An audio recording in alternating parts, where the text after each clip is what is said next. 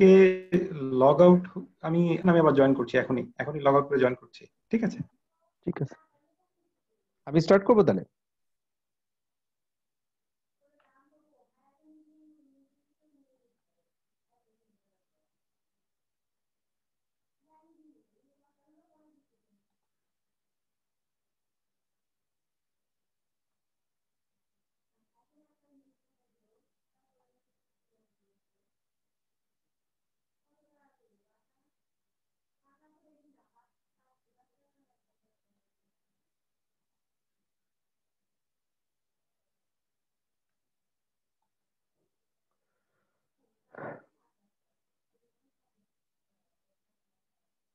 Okay, we can start now.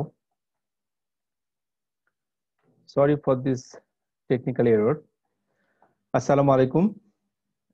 Welcome to our presentation. Today we will talk about approach to a patient presented with limb weakness, either paraplegia or paraparesis, or quadriplegia or quadriparesis. Today we will discuss about the portion, half portion, that is spastic para or quadriplegia. সংক্ষেপে যদি আমরা বলি, today we will discuss about myelopathy, not neuropathy. I am Dr. Mohammad Ruknuzzaman, welcoming you all to our presentation.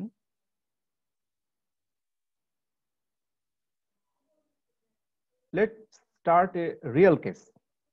A 40 years woman who was previously healthy presented with 3 days history of progressive weakness of all extremities, all 4 limbs. She also complains of back pain and paresthesias over his upper limbs. Her bowel and bladder habit was normal. She had no systemic illness like no fever, no weight loss, illicit drug abuse, joint pain, rash, photosensitivity, recent travel history, trauma, or any family history of same or any other type of neurological diseases. On examinations, her vitals were normal. She can protect her airways. Regarding her psychic function, her mental status was normal. All the cranial nerves were intact. Examination findings reveals that is flaccid quadriparesis, that at this moment her all jerks are diminished, tone is diminished, plantar is also absent, but there is significant sensory loss in both upper extremities, sparing the lower extremities. Still she can walk with support. These are the examination findings. Then what is your diagnosis? Definitely আমরা যেহেতু আজকে discuss করতেছি myelopathy, so it's myelopathy with spinal shock. কারণ myelopathy patient গুলো present করে usually spastic quadriplegia or quadriparesis or paraplegia or paraparesis. কিন্তু যখন myelopathy patient গুলার যখন টোন আমরা কম পাই, জার্কস গুলো অ্যাবসেন্ট পাই, তখন আমরা বলতে পারি this is a myelopathy but spastic paraplegia বা কোয়াড্রিপ্লেজিয়া বাট ইন স্পাইনাল শক। আমরা ডিটেলস যখন আমরা ডিসকাস করব তখন আরো ডিটেলস এই সম্পর্কে জানবো। তো যে কোনো নিউরোলজিক্যাল ডিজিজের ডায়াগনোসিসের জন্য আমরা চেষ্টা করি দুইটা জিনিস খোঁজার। Site of lesion, where is the site of lesion, anatomical site of lesion, and type of lesion, which is the type of lesion. যে কোনো নিউরোলজিক্যাল ডিজিজের ক্ষেত্রে আমরা এই দুইটা জিনিস সার্চ করার চেষ্টা করি, যে অ্যানাটমিক্যাল লোকেশন কোথায় এবং কোন type of lesion, is it inflammatory, vascular, genetic, or any inherited or neoplastic. The common complaints of a myelopathic patient, কি নিয়ে আমাদের কাছে মেইনলি কমপ্লেইন করতে পারে এটা myelopathic patient? Patient may complain with back pain, and this back pain patient may feel better during flexion and feel worse during extension. যদি পেশেন্টের myelopathy থাকে, most probably due to any herniated disc, যখন একটা herniated disc থাকে পেশেন্টের, যদি patient extend হয় তাহলে দেখা যাচ্ছে তার এই স্পেসটা আরো কম হয়ে যায়, এটা আরো পিছনের দিকে ব্যাক প্রেসার দেয়, তখন পেশেন্ট আরো পেইন ফিল করে। সুতরাং একটা মায়োলোপ্যাথি পেশেন্টের ব্যাক পেইন যখন সে শুয়ে থাকবে, শুয়ে থাকবে বা এক্সটেন্ড করে থাকবে, তখন কিন্তু তার ব্যাক পেইনটা বেড়ে যাবে, কারণ এই স্পেসটা কমে যাবে। কিন্তু যদি সে ফ্লেকশন করে, সামনের দিকে ফ্লেকশন হয়, তাহলে কিন্তু এই রুমটা একটু বেশি হবে, এই স্পেসটা একটু বেশি থাকবে, তখন কিন্তু তার পেইনটা কিছুটা হলেও রিলিভ হবে। সুতরাং মায়োলোপ্যাথিক পেশেন্ট গুলা সাধারণত ফরওয়ার্ড বেন্ডিং বা ফ্লেকশন করে যদি ভালো ফিল করে, তাহলে বুঝতে হবে তার back pain is due to myelopathy. But if there is radiculopathy, there is no myelopathy but radiculopathy due to disc herniation, যখন ডিস্ক হার্নিয়েশনের কারণে রেডিকুলোপ্যাথি থাকবে বাট মায়োলোপ্যাথি থাকবে না, তখন কিন্তু পেশেন্টের ঠিক উল্টা ঘটনা ঘটবে। তখন পেশেন্ট কি হবে, যদি পেশেন্ট ফরওয়ার্ড ফ্লেকশন করে তাহলে এই স্পেসটা কম হয়ে যাবে, কিন্তু সব ম্যাটেরিয়ালস গুলো এইখানে জমা হতে থাকবে এবং রেডিকলসকে সে প্রেসার দিতে থাকবে। ফলে এই ধরনের পেশেন্টগুলো যখন ফরওয়ার্ড বেন্ডিং হবে, তার মায়োলোপ্যাথিক পেইনগুলো রিলিভ হবে, বাট রেডিকুলোপ্যাথিক পেইনগুলো কিন্তু বেড়ে যাবে। কিন্তু যদি এক্সটেন্ড করলে কিন্তু ঠিকটা অপোজিট সাইডটা হবে, সেটা আবার ব্যাকের ভিতর দিকে চলে আসবে। সুতরাং একটা পেশেন্টের ব্যাক পেইন যদি তার ফরওয়ার্ড বেন্ডিং এ পেশেন্ট খারাপ হয়, তাহলে বুঝতে হবে তার back pain is due to radiculopathy. But forward bending এ যদি পেশেন্ট বেটার ফিল করে, তাহলে this back pain is due to myelopathy, not radiculopathy. This is one of the most common complaints of a myelopathy from compressive lesion, especially herniated discs or any other compression from the back. Second complaint is weakness. Weakness may be in the form of myelopathy weakness gulo patient complain kore paraparesis, that is weakness of the both lower limbs, or quadriparesis, weakness of all four limbs. এই ধরনের কমপ্লেইনগুলো নিয়ে আমাদের কাছে myelopathy patient present করে। তো মায়োলোপ্যাথির presentation গুলোকে আমরা বলি হলো স্পাস্টিক প্যারা অর কোয়াড্রিপ্লেজিয়া, এবং এদের কজকে আমরা দুই ভাগে ভাগ করতে পারি, কিছু কম্প্রেসিভ কজ, কিছু নন কম্প্রেসিভ কজ। কম্প্রেসিভ কজের ভিতরে কি কি হতে পারে? Epidural, intradural or intermedullary any type of neoplasm. Epidural, intradural or intermedullary neoplasm can cause compressive spastic para or quadriplegia. Epidural abscess or hemorrhage. Cervical spondylosis and herniated discs, the most common cause of degenerative spastic para or quadriplegia. Post-traumatic compression by fractured or displaced vertebra or hemorrhage. And last but not the least, it's very common in our country, that is Pott's disease. It also can cause spastic paraplegia, which is compressive in nature. Non-compressive, there is lots of causes. আমরা এটা details পরে আলোচনা করব, lots of causes in non-compressive variety.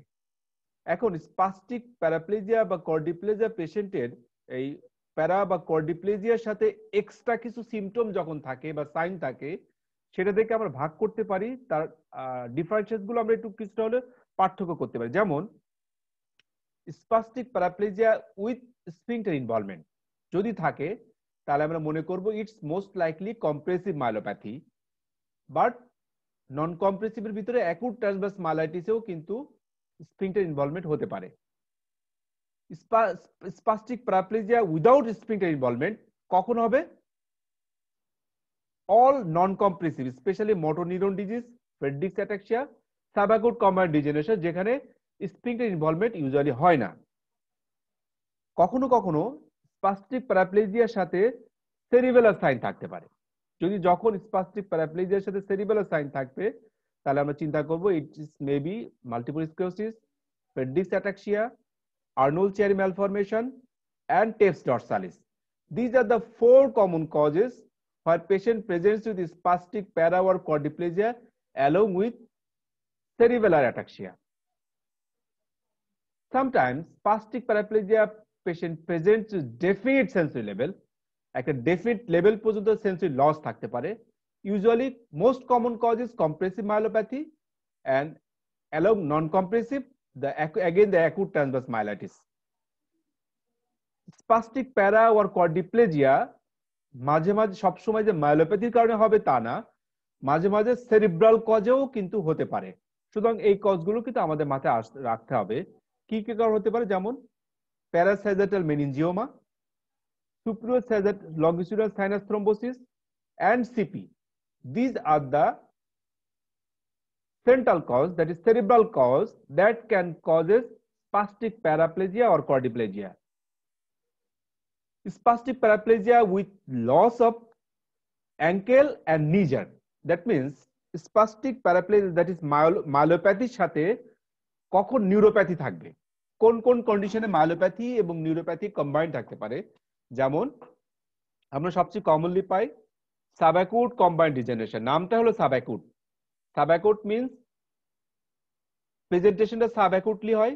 Combined means it is a combinations of myelopathy and peripheral neuropathy and dorsal column. So subacute combined degeneration is the prototype example for this category. এটা আমাদের পরীক্ষাতে কিন্তু খুব help করবে। অনেক সময় long question বা short কোশ্চেনের ডিডি হিসাবে কিন্তু আমরা যখন একটা প্রেজেন্টেশন থাকবে, একটা সিনারিও থাকবে, সেটা দেখে কিন্তু আমরা ভাগ করতে পারবো। এছাড়াও tabes dorsalis, that is neurosyphilis, Friedreich's ataxia.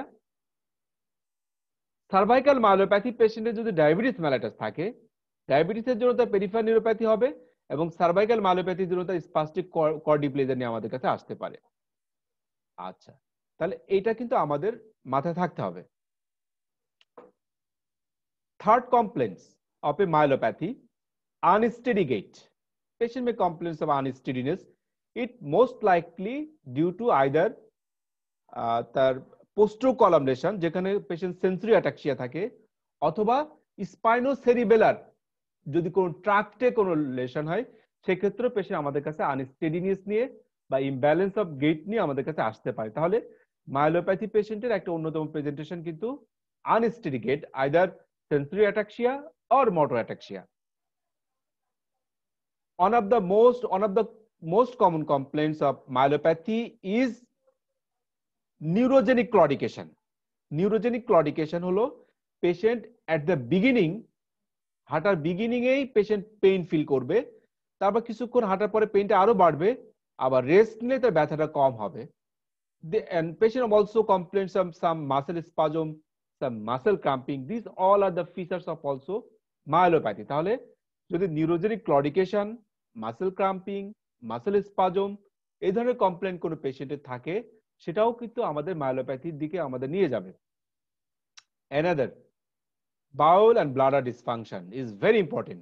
Bowel and bladder dysfunction, আমরা সবাই জানি বাউল অ্যান্ড ব্লাডার ডিসফাংশন কিন্তু একটা বড় ক্যাটাগরির, অনেকগুলো কারণে এটা হতে পারে। কারণ বাউল এবং ব্লাডারটা কন্ট্রোল হয় সেগমেন্টাল রিফ্লেক্সের মাধ্যমে, যেখানে ইনভলভ হয় বোথ অটোনমিক নার্ভাস সিস্টেম এবং সোমাটিক মোটর নিউরন, সাথে সাথে descending and ascending tracts of the spinal cord. সুতরাং মানে বাউল ব্লাডার ইনভলভমেন্ট হওয়ার জন্য কিন্তু অনেক জায়গায় ইনভলভমেন্ট হলে কিন্তু বাউল ব্লাডার ইনভলভমেন্ট হতে পারে। সুতরাং শুধুমাত্র যে অটোনমিক ইনভলভমেন্ট হলে যে বাউল ব্লাডার ইনভলভমেন্ট হবে তা কিন্তু না, এটা সোমাটিক মোটর নিউরন হলে হতে পারে। ইভেন ট্রাক্টে যদি কোনো ইনভলভমেন্ট হয়, যে ট্রাক্টটা একেবারে সেন্টার থেকে কানেকশন নিয়ে আসে, কানেক্টিং পাথওয়ে টু ব্লাডার, সেটাতে যদি কোনো ডিস্টারবেন্স থাকে, সেক্ষেত্রে কিন্তু বাউল ব্লাডার ডিস্টারবেন্স হতে পারে। এখন আমরা দেখব যে কোথায় লেশন হলে কোন ধরনের বাউল ব্লাডার ডিসফাংশন হয়। Traumatic spinal cord injuries with paraplegia taking place above thoracic 12 vertebra will interrupt spinal cord long tract connections between supraspinal mixation centers in the brainstem and cerebral cortex and sacral spinal cord. তাহলে যদি thoracic 12 and above এ যদি কোনো lesion হয়, তাহলে সেটা কিন্তু আমাদের ব্রেনের মিক্সুয়েশন সেন্টারের সাথে স্যাক্রাল স্পাইনাল কর্ডের কানেকশনটা কিন্তু ইন্টারাপ্ট করে দিবে, এবং সেক্ষেত্রে পেশেন্টের আমরা যে বাউল অ্যান্ড ব্লাডার ডিসফাংশন হবে তাকে বলি আমরা আপার motor type of Baul and bladder dysfunction. এবং এই আপার মোটর টাইপের বৈশিষ্ট্য হলো, এটাকে বলি আমরা ডেট্রুসার স্ফিংটার ডিসসিনার্জিয়া। ডেট্রুসার স্ফিংটার ডিসসিনার্জিয়া এখানে কি হয় যে যেহেতু আপার মোটর কন্ট্রোল এখন আর থাকে না, সুতরাং ডেট্রুসার মাসেল গুলা ওভার এক্সাইটেশন হয়। আমরা সব সময় জানি যখন আপার মোটর নিউরন লেশন হয়, তাহলে যদি লেশন হয় তাহলে এই যে ইনহিবিটর ইফেক্টে না থাকার কারণে ডেট্রুসার মাসেলটা ওভার অ্যাক্টিভিটি থাকবে, কিন্তু স্ফিংটার কন্ট্রোল দেখা, স্ফিংটার সেম ভাবে কিন্তু ওর সাথে কোইনসাইড করবে না। ফলে ডেট্রুসার মাসেল এবং স্ফিংটারের একটা ইমব্যালেন্স বা ডিসসিনেজ ডেভেলপ করবে এবং আলটিমেটলি পেশেন্টের ইনকমপ্লিট ব্লাডার এমপ্টিং থাকবে এবং তার পেশেন্টের ব্লাডারের ভিতরে প্রেশারটা বাড়তে থাকবে এবং ইউরিনারি রিটেনশন নিয়ে আমাদের কাছে পেশেন্ট প্রেজেন্ট করবে। যদি পেশেন্টের থোরাসিক 12 ভার্টিব্রা অথবা তার বিলোতে যদি কোনো লেশন হয়, আমরা জানি যে থোরাসিক 12 ভার্টিব্রাতে কিন্তু লাম্বার স্পাইনাল কর্ডটা থাকে, তাই 12 ভার্টিব্রা বা তার বিলোতে যদি কোনো লেশন হয় তাহলে directly lesions to the sacral and lumbar spinal cord এবং সাথে তার নার্ভ রুটে ইনভলভমেন্ট হবে। সেক্ষেত্রে কি হবে, এখন আমরা দেখি যদি প্রিগ্যাংগ্লিওনিক প্যারাসিম্পেথিক নিউরনস এবং motor neurons of the Onuf nucleus যেটা স্যাক্রাল 2 to 4 স্পাইনাল কর্ডে থাকে, সেটাতে যদি ইনভলভমেন্ট থাকে তখন কি ধরনের প্রবলেম হবে? তখন কিন্তু lower motor type of problem হবে, কারণ এই সমস্ত নার্ভগুলা কিন্তু সরাসরি ডেট্রুসার মাসেলকে সাপ্লাই করে। সো এইগুলো যদি ইনারভেশন না থাকে তাহলে কিন্তু পেশেন্টের কি হবে, তার ব্লাডার কন্ট্রাকশনটা ঠিকমতো হবে না, ব্লাডারটা ফুল হতে থাকবে এবং ওভারফ্লো ইনকন্টিনিউয়াস হবে। এছাড়াও যদি পেশেন্টের কোনাস মেডুলারিস অথবা কর্ডা ইকুইনাতে যদি কোনো লেশন হয়, সেক্ষেত্রেও কিন্তু একই রকম ভাবে তার ডেট্রুসার মাসেলগুলো ঠিকমতো কাজ করবে না, ডেট্রুসার মাসেলটা ফ্লাসিড হয়ে যাবে এবং ওভারফ্লো ইনকন্টিনিউয়াস হবে, ইউরিনারি রিটেনশন হবে এবং ওভারফ্লো ইনকন্টিনিউয়াস হবে। তাহলে these are the features of lower motor type of bladder and bowel dysfunction.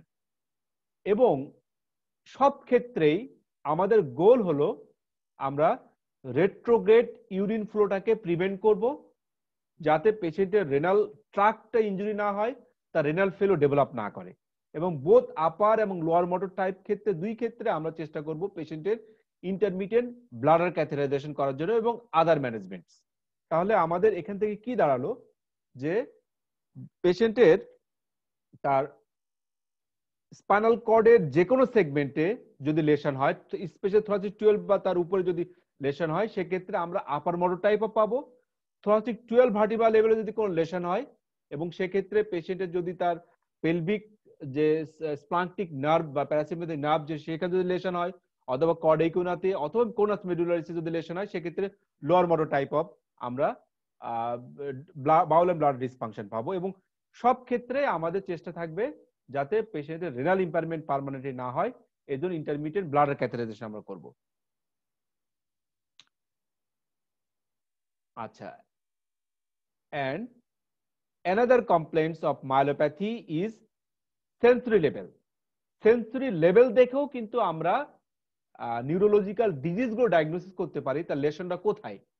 তার লেশনটা স্পাইনাল কর্ডে, না নার্ভ রেডিকলসে, না পেরিফেরাল নার্ভে, না সেন্ট্রাল থ্যালামাসে, না একেবারে তার পেশেন্টের ব্রেনের সেরিব্রামে, পোস্টোর আমরা যে প্যারাইটাল লোবে সেটা আছে কিনা, সেটা কিন্তু আমরা টাইপস অফ সেন্সরি লস দেখে কিন্তু আমরা বলতে পারি। যেমন যদি একটা পেশেন্টের কমপ্লিট ট্রানজ্যাকশন হয় থোরাসিক 10 কর্ডে, তাহলে তাহলে তার আমরা ঠিক এই ধরনের সিমটম পাবো আর কি। তার এখান থেকে টোটালটা দুই সাইডে আমরা সেন্সরি লসটা পাবো। রাইট হেমিসেকশন হলে আমরা এটা আসলে আমরা একটু পরে ডিটেলস বলবো, এগুলো আমরা সবগুলো ডিটেলস পরে বলবো। এখান থেকে আমাদের বলার উদ্দেশ্য হলো একটা হলো যে আমরা যে পেরিফেরাল নিউরোপ্যাথিতে হলে glove and stocking pattern sensory loss হয়, আর মায়োপ্যাথিক প্যাটার্নের সেন্সরি লস হচ্ছে ডিফারেন্ট। মায়োপ্যাথির মানে তার কমপ্লিট সেকশন হচ্ছে না হেমি সেকশন হচ্ছে, আসসালামু তার আলাইকুম উপর স্যার। নির্ভর করবে। হ্যালো, হ্যাঁ, স্যার গ্লোব এন্ড স্ট্রোক এ বলতে কি বোঝায়? এখানে যে আমরা দেখেন যে ঠিক পায়ের একেবারে হাত মানে আমরা যে মানে এ পরি হাত মোজা এবং পা মোজা পরি, সেই লেভেলে যদি সেন্সরি লস হয় সেটাকে বলি আমরা গ্লব অ্যান্ড স্টকিং প্যাটার্ন। আর যদি যে কোনো ডার্মাটোম বরাবর কোনো সেন্সরি লস হয়, সেটাকে বলি আমরা রেডিকুলোপ্যাথি প্যাটার্ন। আর যদি স্যাডেল অ্যানেস্থেসিয়া থাকে, স্যাডেল অ্যানেস্থেসিয়া জাস্ট বাটকের চারিপাশে এখানে পেরিনিয়াল রিজনে, তাহলে আমরা সেটাকে বলি কর্ডা ইকুইনালেশন, কর্ডা ইকুইনালেশন। বাদ বাকি লেশনগুলো আমরা ডিটেলস পরে বলবো। তাহলে আমাদের এখান থেকে জানার উদ্দেশ্য হলো সেন্সরি লস দিয়েও কিন্তু আমরা এটা মায়োপ্যাথি না পেরিফেরাল নিউরোপ্যাথি সেটা কিন্তু আমরা বুঝতে পারবো। আমাদের আজকের ডিসকাশনের উদ্দেশ্য হলো মায়োপ্যাথিক প্যাটার্ন। সুতরাং এই মায়োপ্যাথিক প্যাটার্নে যদি কমপ্লিট সেকশন হয় তাহলে all types of sensory loss হবে, আর যদি ইনকমপ্লিট সেকশন হয় হেমি সেকশন হয় তাহলে আমরা কিভাবে হবে সেটা আমরা পরে ডিটেলস আলোচনা করব। তো এটা বোঝার আগে আমাদের কয়েকটা অ্যানাটমি সম্পর্কে একটু ধারণা থাকতে হবে। আমরা জানি যে ব্রেনে বা স্পাইনাল কর্ডের ভিতরে কিছু অ্যাসেন্ডিং ট্র্যাক্ট আছে, কিছু ডিসেন্ডিং ট্র্যাক্ট আছে। অ্যাসেন্ডিং ট্র্যাক্ট গুলো হচ্ছে সেন্সরি ট্র্যাক্ট আর ডিসেন্ডিং ট্র্যাক্ট হচ্ছে মোটর ট্র্যাক্ট। এটা একটা সার্ভাইকাল স্পাইনাল কর্ডের একটা সেকশন। এখানে আমরা দেখতে পাচ্ছি this is the grey matter and it is the white matter. This white matter. White ম্যাটারের ভিতরে এই পাশে আমরা কিছু অ্যাসেন্ডিং ট্র্যাক্ট দেখতে পাচ্ছি। খুব ইম্পর্টেন্ট অ্যাসেন্ডিং ট্র্যাক্ট হচ্ছে fasciculus gracilis and fasciculus cuneatus। এটার কাজ হচ্ছে sense of position, vibration sense and touch, এটা ফাইন টাচটা এটা ক্যারি করে। আর অ্যান্ট্রোল্যাটারাল সিস্টেম যেটাকে বলা ল্যাটারাল স্পাইনোথ্যালামিক ট্র্যাক্ট, সেটা স্পাইনাল কর্ডের অ্যান্টেরিয়রলি এবং ল্যাটারালি থাকে, এর নাম হচ্ছে অ্যান্ট্রোল্যাটারাল সিস্টেম। এখানে পেশেন্টের পেইন, টেম্পারেচার এবং ক্রুড টাচটা এটাকে ক্যারি করে। আর কিছু আছে dorsal, ventral, spinocerebellar tract, spinocerebellar tract, এগুলো সেরিবেলামে কিছু অ্যাসেন্ডিং পাথওয়ে নিয়ে আসে। তো this are the most common ascending tract. আর ডিসেন্ডিং ট্র্যাক্টের ভিতরে কিছু আছে এক্সট্রা প্যারামিডাল ট্র্যাক্ট, যেমন এক্সট্রা প্যারামিডাল ট্র্যাক্টের ভিতরে যেমন medial and lateral vestibular spinal tract, tectospinal tract, rubrospinal tract. This are the even anterior corticospinal tract, this are the extrapyramidal tract. এই extrapyramidal ট্র্যাক্টের কাজ হচ্ছে আমাদের antigravity muscle গুলাকে control করে, antigravity muscle গুলোকে control করে। আর this is the main tract, that is the lateral corticospinal tract. এটা হচ্ছে মেইন প্যারামিডাল ট্র্যাক্ট। আমাদের যত ফাইন মুভমেন্ট, যত ধরনের মুভমেন্ট আছে সবগুলো কন্ট্রোল করে কিন্তু this lateral corticospinal tract. আমি যখন মোবাইলের স্ক্রিনের দিকে তাকিয়ে থাকি, আমি যখন কোন দিকে তাকাচ্ছি না, শুধু মোবাইল স্ক্রিন দিকে তাকিয়ে আছি, আমি যখন হাঁটবো, আমি যে দাঁড়িয়ে থাকবো, এই দাঁড়িয়ে থাকার কন্ট্রোলটা করে কিন্তু এক্সট্রা প্যারামিডাল সিস্টেম। আর আমি যে মোবাইলে বাটনগুলো প্রেস করতেছি, এই কাজগুলো করে কিন্তু cortico spinal tract, lateral corticospinal tract. তাহলে এক্সট্রা প্যারামিডাল ট্র্যাক্টের কাজ হচ্ছে আপনার এন্টিগ্র্যাভিটি মাসেল গুলোকে কন্ট্রোল করে, এবং আপনি যখন মানে কোনো দিকে তাকিয়ে থাকবেন বা নিচের দিকে যেতে থাকবেন, তখন আপনাকে ধরে রাখা সহায়তা করবে হচ্ছে this antigravity tract, that is the APS, extrapyramidal system. আর আপনার ফাইন মুভমেন্ট গুলো করবে কিন্তু ল্যাটারাল কর্টিকো স্পাইনাল ট্র্যাক্ট। আচ্ছা, এখানে আরেকটা জিনিস আমাদের জানতে হবে ভালোভাবে, সেটা হলো যে আপনি দেখেন ল্যাটারাল স্পাইনোথ্যালামিক ট্র্যাক্টের ক্ষেত্রে স্যাক্রাল, দেন লেগস, দেন ট্রাঙ্ক, দেন আর্ম ফাইবার। সবার বাইরে থাকে কিন্তু স্যাক্রাল ফাইবার, তারপর হচ্ছে লেগ ফাইবার, তারপর ট্রাঙ্কের ফাইবার, তারপর আর্মের ফাইবার। ঠিক তেমনি সেন্স অফ পজিশন এবং ভাইব্রেশনের ক্ষেত্রে সবার বাইরে থাকে নেক, দেন আর্ম, দেন ট্রাঙ্ক, দেন লেগ। ল্যাটারাল কর্টিকো স্পাইনাল ট্র্যাক্টের ক্ষেত্রেও সবার বাইরে থাকে হচ্ছে লেগ, দেন ট্রাঙ্ক, দেন আর্ম, অনেকটা কর্টিকো বা আপনার ল্যাটারাল স্পাইনোথ্যালামিক ট্র্যাক্টের মতো। তাহলে যদি কোনো কম্প্রেসিভ লেশন হয়, কোনো কম্প্রেসিভ লেশন হলে লেশনটা যেখানে হোক না কেন, স্পাইনাল কর্ডের সার্ভাইকাল হোক বা আপনার থোরাসিক হোক, যদি কম্প্রেসিভ বা বাইরে থেকে কোনো লেশন যদি হয়, সেক্ষেত্রে অবশ্যই লেগ ফাইবার গুলো আগে ইনভলভমেন্ট হবে, লেগ ফাইবার গুলো আর আগে ইনভলভমেন্ট হবে। তাহলে একটা পেশেন্ট যদি আমাদের লোয়ার লিম্ব উইকনেস নিয়ে আসে, তাহলে কিন্তু সেটা শুধুমাত্র যে থোরাসিক কর্ড ইনভলভমেন্ট সেটা কিন্তু নাও হতে পারে। সার্ভাইকাল কর্ডে কিন্তু লেগ ফাইবার গুলো সবার বাইরে থাকে। তাহলে কম্প্রেসিভ লেশন যদি হয়, সেক্ষেত্রে স্পাইনাল কর্ডে যেখানে লেশন হোক না কেন, সবার আগে কিন্তু লেগ ফাইবার গুলো আগে ধরবে। আর যদি সেন্ট্রাল কোনো লেশন হয়, সেন্ট্রাল কর্ডের কোনো লেশন হয়, সেক্ষেত্রে কিন্তু আর্ম, ট্রাঙ্ক, এই সমস্ত ফাইবার গুলো আগে ধরবে এবং লেগ ফাইবার গুলো কিন্তু পরে ধরবে। তাহলে যদি সেন্ট্রাল কর্ডে কোনো লেশন হয়, সেক্ষেত্রে আর্ম ফাইবার, হাতের ফাইবার গুলো, হাত আগে উইকনেস হবে, আর যদি কম্প্রেসিভ কোনো লেশন হয় তাহলে পায়ের উইকনেসটা আগে ডেভেলপ করবে। এটা কিন্তু আমাদের ভালোভাবে খেয়াল রাখতে হবে। এখন আমরা আসি, যদি কমপ্লিট ট্রান্সভার্স লেশন নিয়ে আমাদের কাছে পেশেন্ট আসে তাহলে কি কি জিনিস দেখা যাবে? কমপ্লিট ট্রান্সভার্স লেশন, এক্ষেত্রে সেন্সরি একটা ডেফিনিট সেন্সরি লেভেল থাকবে। ডেফিনিট সেন্সরি লেভেল যেখানে আমরা বললাম যে all types of sensation will be lost at a definite level. এক। সেকেন্ড, বায়োল্যাটারাল উইকনেস থাকবে, বায়োল্যাটারাল উইকনেস থাকবে এবং এই বায়োল্যাটারাল উইকনেসটা ডিপেন্ড করবে আপনার কোথায় লেশন। যদি দেখা যাচ্ছে পেশেন্টদের সার্ভাইকাল 4 and above যদি লেশন হয় তাহলে অল 4 লিম্বসে আপার মোটর টাইপ। যদি সার্ভাইকাল 4 and above যদি কোনো লেশন হয় তাহলে অল 4 লিম্বসে আমি upper motor type of lesion পাবো। সার্ভাইকাল 4 to thoracic 6 যদি কোনো লেশন হয় সেক্ষেত্রে আমি আপার লিম্বে লোয়ার মোটর, লোয়ার লিম্বে আপার মোটর টাইপ অফ আমি উইকনেস পাবো। যদি থ্রসিক কর্ডে ইনভলভমেন্ট, থ্রসিক 6 এর পরে থ্রসিক কর্ডে ইনভলভমেন্ট হয় তাহলে কিন্তু আমি আপার লিম্বে স্পেয়ার্ড পাবো, লোয়ার লিম্বে upper motor type of lesion পাবো। যদি লাম্বোস্যাক্রালে কোনো লেশন হয়, লাম্বোস্যাক্রাল যদি স্পাইনাল কর্ডে লেশন হয় তাহলে সেক্ষেত্রে আমি লোয়ার লিম্বে লোয়ার মোটর টাইপ, আপার লিম্ব স্পেয়ার্ড পাবো। তাহলে কমপ্লিট ট্রান্সভার্স লেশন যদি হয় সেক্ষেত্রে আমরা বায়োল্যাটারাল উইকনেস পাবো এবং এই উইকনেসটা ডিপেন্ড করবে যে কোথায় weakness, the anatomical site of involvement এর উপরে।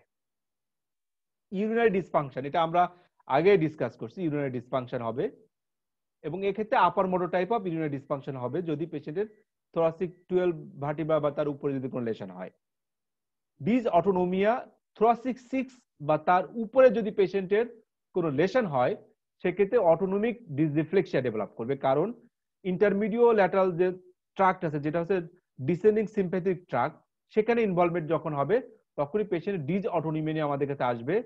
আর সার্ভাইকাল 4 to 6 এ যখন ইনভলভমেন্ট হবে সার্ভাইকাল লেভেলে তখন পেশেন্টের কিন্তু ফ্রেনিক নার্ভ ইনভলভমেন্ট থাকবে, পেশেন্ট রেসপিরেটরি ডিস্ট্রেস নিয়ে আমাদের কাছে আসতে পারে। সেগমেন্টাল অ্যান্টেরিয়র হর্ন সিনড্রোম, যে সেগমেন্টে ইনভলভমেন্ট থাকবে ঠিক সেই সেগমেন্টে অ্যান্টেরিয়র হর্ন সেলটা ডিস্ট্রাকশনের কারণে অ্যান্টেরিয়র হর্ন সেলে যে সমস্ত সিনড্রোম আছে সেগুলো ডেভেলপ করবে। These are the features of a complete transverse lesion. আচ্ছা, এখন কি কি কারণে এরকম কমপ্লিট ট্রান্সভার্স লেশন হতে পারে? সবচেয়ে মোস্ট কমন কজ হচ্ছে acute transverse myelitis. Acute transverse myelitis যেটা হচ্ছে পোস্ট ইনফেকশাস একটা অটোইমিউন টাইপ অফ লেশন, সেখানে অনেক সময় এরকম অ্যাকিউট কমপ্লিট ট্রান্সভার্স লেশন নিয়ে আমাদের কাছে পেশেন্ট প্রেজেন্ট করতে পারে। এখন যদি পেশেন্ট আমাদের কাছে হেমিকর্ড লেশন, যাকে বলি আমরা ব্রাউন সিকর্ড লেশন, ব্রাউন সিকর্ড লেশন যদি হেমিকর্ড লেশন নিয়ে আসে এরকম হেমিকর্ড লেশন নিয়ে আসে আমাদের কাছে, তাহলে আমাদের পেশেন্ট কিভাবে আমরা বুঝতে পারবো যে হেমিকর্ড লেশন? সেক্ষেত্রে কি হবে?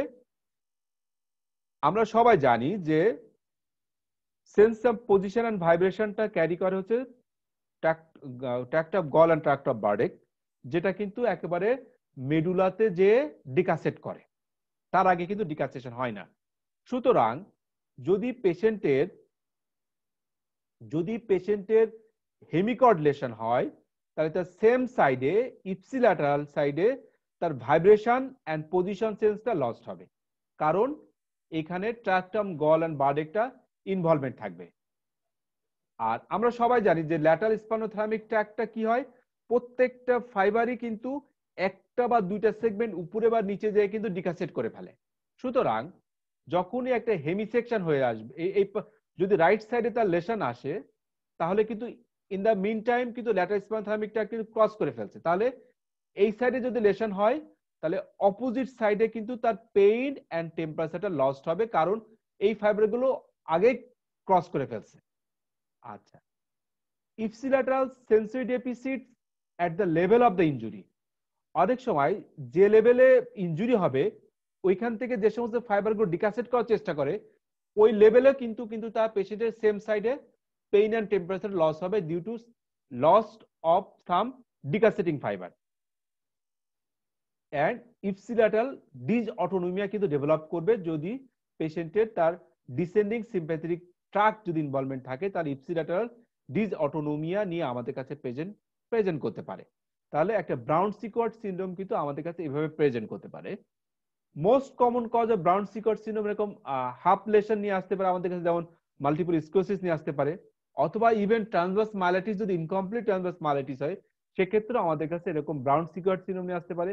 অর যদি কখনো কোনো ট্রমাটিক ইনজুরি যেখানে half spinal cord segment involvement হয় সেক্ষেত্রে আমাদের কাছে ব্রাউন সিকোয়ার্ড সিনড্রোম নিয়ে আমাদের কাছে পেশেন্ট আসতে পারে। ডর্সাল লেশন, আমরা যে ডর্সাল কলামে থাকে হচ্ছে ট্র্যাক্ট অফ গল অ্যান্ড বার্ডেক, এটা যদি লস্ট হয় তাহলে বোথ সাইডে তার সেন্স অফ পজিশন এবং ভাইব্রেশন লস্ট হবে। যদি পেশেন্ট ডর্সালের সাথে যদি ল্যাটারাল ইনভলভমেন্ট থাকে, that means the lateral corticospinal tract involvement থাকে, সেক্ষেত্রে কি হবে, পেশেন্টের ডর্সোল্যাটারাল যদি ইনভলভমেন্ট থাকে তাহলে তার পেশেন্টের কিন্তু মানে তার সেন্স অফ পজিশন ভাইব্রেশনের সাথে সাথে কিন্তু মাসেল উইকনেসও কিন্তু ডেভেলপ করবে এবং এটা ডিপেন্ড করবে সাইট অফ লেশনের উপর ভিত্তি করে। আচ্ছা, এটা আমরা দেখলাম।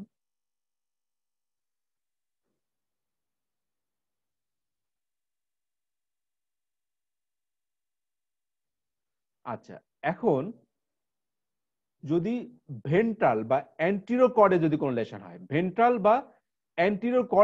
লেশন হয়, সেক্ষেত্রে কি হবে, আমরা সবাই জানি যে শুধুমাত্র পোস্টেরিয়র কলামটা ইনভলভমেন্ট থাকবে না, পোস্টেরিয়র কলামটা আমার সেন্স অফ পজিশন এবং ভাইব্রেশনটা তার ইনট্যাক্ট থাকবে, আর সবগুলো কিন্তু লস হবে যদি পেশেন্টের ভেন্ট্রাল অর অ্যান্টিরিয়র লেশন হয়। এবং এক্ষেত্রে ব্লাডার ডিসফাংশন থাকবে, সেন্সরি ডেফিসিট থাকবে, এক্সেপ্ট সেন্স অফ পজিশন এবং ভাইব্রেশনটা সেটা ইনট্যাক্ট থাকবে। আচ্ছা, অ্যান্টিরিয়র কর্ড সিনড্রোমেরটা কি কি কারণে হতে পারে? অ্যান্টিরিয়র কর্ড সিনড্রোম হতে পারে এটা হলো কোন ট্রমার কারণে যদি সেন্ট্রাল ডিস্কটা হার্নিয়েশন হয়, অথবা একটা বোন ফ্র্যাগমেন্ট যদি অ্যান্টিরিয়র সেগমেন্টে যদি কম্প্রেসড করে দেয়, যেমন মাইলাইটিস করে, অথবা অ্যান্টিরিয়র স্পাইনাল আর্টারি যদি বাই এনিহাউ অক্লুশন হয়, সেক্ষেত্রে ওরকম anterior or ventral cord syndrome নিয়ে আমাদের কাছে পেশেন্ট প্রেজেন্ট করতে পারে। অ্যান্টিরিয়র হর্ন লেশন, শুধুমাত্র anterior horn cell involvement, only anterior horn cell involvement যদি হয়, সেক্ষেত্রে আমরা কি পাবো, তার lower motor type of lesion নিয়ে মাসেল উইকনেস নিয়ে আমাদের কাছে আসবে যদি অ্যান্টিরিয়র হর্নসেল ইনভলভমেন্ট থাকে, এবং all types of sensation will be intact if there is anterior horn lesion. The prototype is poliomyelitis অথবা মোটর নিউরন ডিজিজ যদি পেশেন্টের purely lower motor type of হয়, যেটাকে আমরা পিএমএ ভ্যারাইটি, সেখানে শুধুমাত্র অ্যান্টিরিয়র হর্ন সেল ইনভলভমেন্টের কারণে পেশেন্ট কিন্তু এরকম তার মাসেল উইকনেস যেটা lower motor type but preserved sensation নিয়ে আমাদের কাছে আসতে পারে। কিন্তু মোটর নিউরন ডিজিজের একটা ভেরিয়েন্ট হচ্ছে এএলএস, যেখানে long tract involvement, corticospinal tract involvement থাকে, আবার অ্যান্টিরিয়র হর্ন সেল ইনভলভমেন্ট থাকে, ফলে একই পেশেন্টের একই জায়গায় একই লিম্বে both upper motor type of feature পাওয়া যায়, আবার lower motor type of feature পাওয়া যায়। আমাদের একটা সবার একটা ভুল ধারণা যে মানে মোটর নিউরোডিজ মিনস হচ্ছে আপার লিম্বে লোয়ার মোটর, লোয়ার লিম্বে আপার মোটর, এটা কিন্তু না। এটা হচ্ছে একই লিম্বে বোথ আপার মোটর এবং লোয়ার মোটর যখনই কম্বাইন্ড ফিচার থাকবে, তখন সেটাকে বলবো আমরা এমএনডির একটা ভ্যারাইটি, যাকে বলে আমরা এএলএস, অ্যামায়োট্রপিক ল্যাটারাল স্ক্লেরোসিস। আর পিওরলি শুধু অ্যান্টিরিয়র হর্ন সেল ইনভলভমেন্ট যখন থাকে, তখন থেকে বলো PMA variety of motor neuron disease অথবা poliomyelitis. Another that is central cord lesion. যদি সেন্ট্রাল কর্ড লেশন হয়, একেবারে স্মল একটা সেন্ট্রাল কর্ড লেশন যদি হয়, সেন্ট্রাল কর্ড, সেক্ষেত্রে আমরা সবাই জানি যে সেন্ট্রাল কর্ডে এখানে কি হয়, যে এখান থেকে ল্যাটারাল যে ল্যাটারাল স্পাইনোথ্যালামিক ট্র্যাক্ট, এটা কিন্তু এই পথ দিয়ে ক্রস করে, ডিকাসেট করে, এই পথ দিয়ে ডিকাসেট করে। সুতরাং এই ডিকাসেটিং ফাইবার গুলো কিন্তু ইনভলভমেন্ট থাকবে, ফলে পেশেন্টের বাইল্যাটারাল তার পেইন অ্যান্ড টেম্পারেচারটা লস্ট হবে, বাইল্যাটারাল পেইন অ্যান্ড টেম্পারেচারটা লস্ট হবে, বাট পোস্টেরিয়র কলামটা ইনট্যাক্ট থাকবে। এটাকে আমরা একটা টার্ম বলি, তাকে বলে আমরা ডিসোসিয়েটিভ সেন্সরি লস। কারণ এখানে শুধুমাত্র ডিকাসেটিং ল্যাটারাল স্পাইনোথ্যালামিক ট্র্যাক্টের ফাইবার গুলোই কিন্তু ইনভলভমেন্ট থাকে, বাট পোস্টার কলামের ফাইবার গুলো ইনট্যাক্ট থাকে। এই কারণে শুধুমাত্র পেইন অ্যান্ড টেম্পারেচার লস হবে, যাকে বলে আমরা ডিসোসিয়েটিভ সেন্সরি লস। আর আরেকটা টার্ম আমরা ইউজ করি যেটাকে বলে আমরা suspended sensory loss, cape or vest distribution. কারণ এটা যে লেভেলে ইনভলভমেন্ট থাকবে ঠিক সেই লেভেলে কিন্তু তার সেন্সরি লসটা হবে, তার নিচে বা উপরে কিন্তু কোনো সেন্সরি লস হবে না। এবং most commonly central cord lesion গুলো ইউজুয়ালি হয় সার্ভাইকাল কর্ডে। এই কারণে দেখা যায় এটা শুধুমাত্র তার দেখা যায় যে কেপ প্যাটার্নে এই সমস্ত জায়গায় আপার লিম্ব এবং তার বডির এই সমস্ত জায়গায় সেন্সরি লস থাকে, বাট লোয়ার লিম্বটা টোটালটা স্পেয়ার থাকে বা উপরের দিকে স্পেয়ার থাকে। এটার নামই হচ্ছে cape pattern sensory loss due to involvement of the segmental sensory লসের কারণে এটা হচ্ছে। এবং ইউজুয়ালি হয় যে সার্ভাইকাল কর্ডে, এই কারণে কেপ প্যাটার্ন বলি আমরা।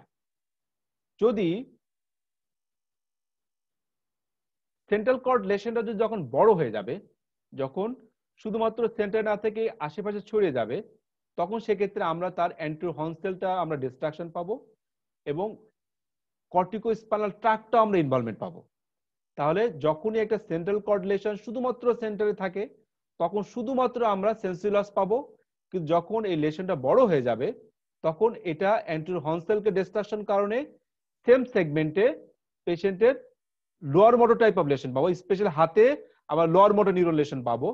But as the involvement of the lateral corticospinal tract ইনভলভমেন্টের কারণে লোয়ার লিম্বে upper motor type of lesion পাবো, লোয়ার লিম্বে upper motor type of lesion পাবো। তাহলে these are the important features of central lesion. আরেকটা ইম্পর্টেন্ট ফিচার সেটা হলো আমরা আগে বলছিলাম যে ল্যাটারাল স্পাইনোথ্যালামিক ল্যাটারাল কর্টিকোস্পাইনাল ট্র্যাক্টের সেন্টারের দিকে থাকে কিন্তু আর্ম ফাইবার, আর ল্যাটারালের দিকে থাকে হচ্ছে বাইরের দিকে থাকে হচ্ছে লেগ ফাইবার। সুতরাং একটা সেন্ট্রাল কর্ড লেশনে অবশ্যই আপার লিম্ব ইনভলভমেন্টটা বেশি থাকবে, বাট লোয়ার লিম্ব ইনভলভমেন্টটা কম থাকবে। এবং আপার লিম্বে ইনভলভমেন্টটা তার অ্যান্টেরিয়র হর্ন সেল ইনভলভমেন্টের কারণে মোস্ট লাইকলি তার lower motor type of feature পাবো, আর লোয়ার লিম্ব ইনভলভমেন্ট পাবো সেটা হচ্ছে আপার motor type but com involvement পাবো।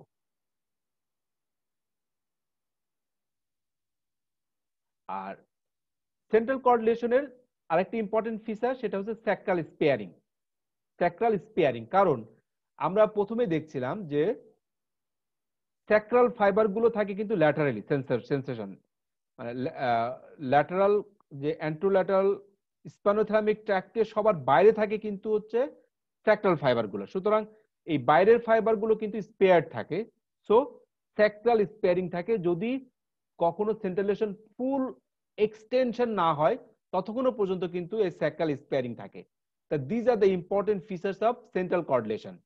তাহলে কি কি পাবো আমরা সেন্ট্রাল কর্ড লেশনে? এক, dissociative sensory loss, suspended sensory loss, upper motor type, lower motor type of lesions, especially in the upper limb when involved in the cervical cord, and upper motor type involvement in the lower limbs, but less involvement of the lower limbs than upper limbs, and sacral sparing, and sacral sparing. তাহলে these are the features of central cord syndrome. What is the prototype of this central cord syndrome? Central cord syndrome এর prototype হচ্ছে সিরিঙ্গোমাইলিয়া। সিরিঙ্গোমাইলিয়া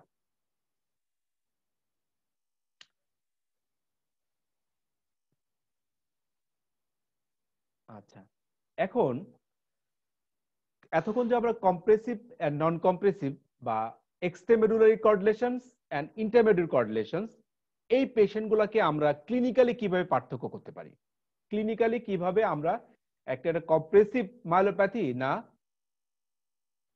ইন্টারমেডুলারি বা central cord কোন cause, সেটা আমরা কিভাবে বুঝতে পারবো? কয়েকটা ফিচার দিয়ে আমরা বুঝতে পারি। প্রথমত পেইন।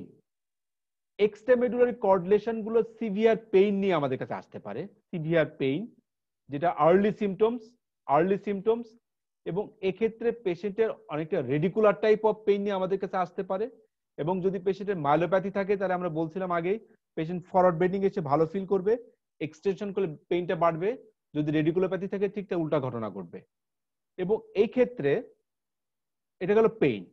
সেন্সরি ডেফিসিট, সেন্সরি ডেফিসিটের ক্ষেত্রে আমরা পাবো কি এখানে কন্ট্রোল্যাটারাল পেইন এন্ড টেম্পারেচার লস পাবো এবং ইপসিল্যাটারাল সেন্স অফ পজিশন এবং ভাইব্রেশন আমরা লস পাবো এবং অ্যাসেন্ডিং টাইপ অ্যাসেন্ডিং পা থেকে মাথা উপরের দিকে যাবে। আমরা জানি কম্প্রেসিভ লেশন সবসময় কম্প্রেশন মানে পায়ের ফাইবারগুলো সবার বাইরে থাকে, এই কারণে কম্প্রেসিভ লেশনে যে আমরা সেন্সরি লসটা পাবো সেটা অবশ্যই অ্যাসেন্ডিং প্যাটার্ন, এরকম পা থেকে শুরু করে একদম উপরের দিকে যেতে থাকবে। আর ইন্টারমেডুলার লেশনের ক্ষেত্রে এক্ষেত্রে ইউজুয়ালি পেইন অত বেশি পেশেন্ট কমপ্লেন করে না, বাট পুরলি লোকালাইজড পেইন ইনভলভমেন্ট থাকতে পারে due two lateral spinothalamic tract ইনভলভমেন্টের কারণে পুরলি লোকালাইজড পেইন নিয়ে আমাদের কাছে পেশেন্ট ফিল করতে পারে। বাট এরকম রেডিকুলার পেইন নিয়ে বা সিভিয়ার পেইন নিয়ে আমাদের কাছে এক্সট্রামেডুলারি বা কম্প্রেসিভ লেশন গুলো আমাদের কাছে যেমন প্রেজেন্ট করে, ইন্টারমেডুলারি কোনো লেশন সেভাবে প্রেজেন্ট করবে না। এবং এক্ষেত্রে ডিসোসিয়েশন অফ দ্য সিমটম থাকবে, আমরা আগে বললাম এক্ষেত্রে সেন্স অফ পজিশন এবং ভাইব্রেশনটা যদি পেশেন্টের স্পেয়ার থাকবে, কারণ এটা পিছনের দিকে থাকে। এবং এক্ষেত্রে ডিসেন্ডিং প্যাটার্ন, কারণ আমরা আগে বলছি যে সেন্টারের দিকে থাকে হচ্ছে হাতের ফাইবার গুলো, পেরিফেরির দিকে থাকে পায়ের ফাইবার থাকে, তাই এক্ষেত্রেও ডিসেন্ডিং প্যাটার্নে সেন্সরি লসটা হবে, বাট স্যাক্রাল স্পেয়ারিং থাকবে এবং সেন্স অফ পজিশন এবং ভাইব্রেশনটা স্পেয়ার থাকবে। তাহলে এইভাবে কিন্তু আমরা পার্থক্য করতে পারি এক্সট্রামেডুলারি কর্ডলেশন না ইন্টারমেডুলারি কর্ডলেশন ক্লিনিক্যালি।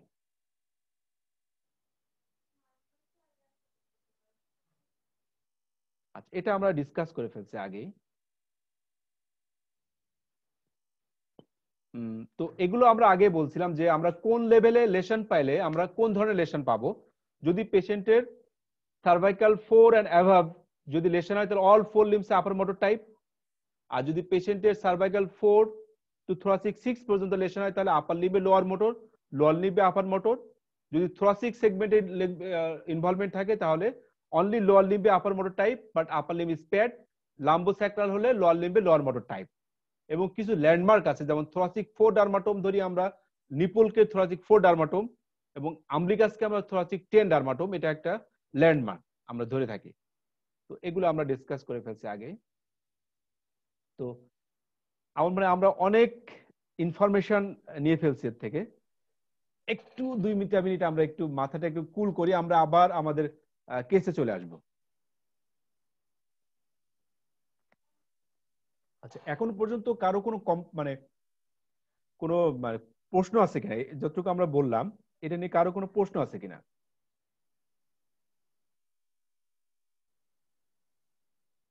না, মাথা অনেক গরম হয়ে গেছে। স্যার আসসালামু আলাইকুম। ওয়ালাইকুম আসসালাম। হ্যাঁ, একটা কোশ্চেন যে স্যার আপনি বললেন যে T12 এর উপরে হচ্ছে রিটেনশন আর T12 এর নিচে রিটেনশন, তাহলে দুইটা আলাদা করব কিভাবে? না সেক্ষেত্রে আপার মোটর টাইপ অফ রিটেনশনে মানে লোয়ার মোটর টাইপে কিন্তু ওভারফ্লো ইনকন্টিনেন্স থাকবে পেশেন্টের, তার ডেট্রুসার মাসেলের, এবং এটা আমরা ডেট্রুসার মাসেলের অনেক সময় ইএমজিও করা হয়, অথবা ডাইনামিক স্টাডিও করতে পারি, আমরা ডাইনামিক স্টাডির মাধ্যমে বুঝতে পারি।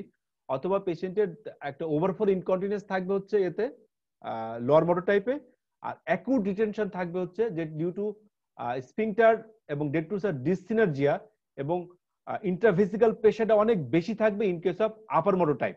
আর লোয়ার মোটর টাইপে কিন্তু ইন্ট্রাভেসিক্যাল প্রেশারটা কিন্তু অত বেশি থাকবে না, বরং ডেট্রুসার মাসেলটা রিল্যাক্স থাকবে, ফ্লাসিড থাকবে এবং ওভারফ্লো ইনকন্টিনিউয়াস হবে in case of lower motor type. তো এটা আমরা আসলে ইউরোডাইনামিক স্টাডি মাধ্যমে কিন্তু কনফার্ম করতে পারি। অনেক সময় ক্লিনিক্যালি দেখা যাচ্ছে আমাদের কাছে ওরকম 2 পেশেন্টই আমাদের রিটেনশন নিয়ে আসে, ক্লিনিকে আমরা বুঝতে পারি না, বাট ইউরোডাইনামিক যদি স্টাডি আমরা করি তাহলে আমরা বুঝতে পারবো যে তার ডেট্রুসার মাসেল, ইন্টারভেসিক্যাল প্রেশার, এটা দেখে আমরা আইডেন্টিফাই করতে পারবো তার লেশন আপার মোটর টাইপ না লোয়ার মোটর টাইপ।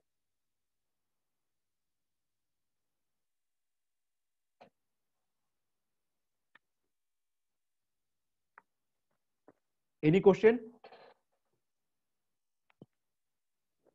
আচ্ছা, কোশ্চেন না থাকলে আমরা আবার আমাদের প্রেজেন্টেশনে চলে আসতে পারি।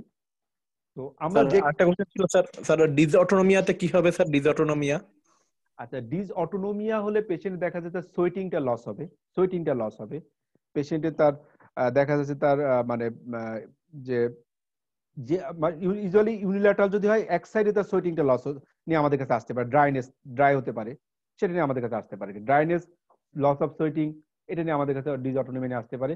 ইভেন হাইপোটেনশন, সিভিয়ার হাইপারটেনশন, সেটা নিয়ে আমাদের কাছে আসতে পারে।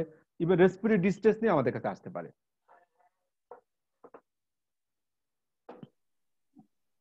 আর স্যার আরেকটা বলেন যে স্যার ওই কর্ড কম্প্রেশনের পেশেন্টদের আনস্টেডি গেট হতে পারে বা কেন হয় এটা বলতেছিলেন স্যার কিছু? হ্যাঁ, আনস্টেডি গেটের কারণ হচ্ছে দুইটা। একটা হলো যদি পোস্টেরিয়র কলাম ইনভলভমেন্ট থাকে, that is tract of Goll and Burdach, তখন কিন্তু sensory ataxia, patient sense of position vibration lost হওয়ার কারণে পেশেন্ট অন্ধকারে, যখন সে চোখ বন্ধ করে ফেলবে, অন্ধকারে কিন্তু সে ইমব্যালেন্স হবে।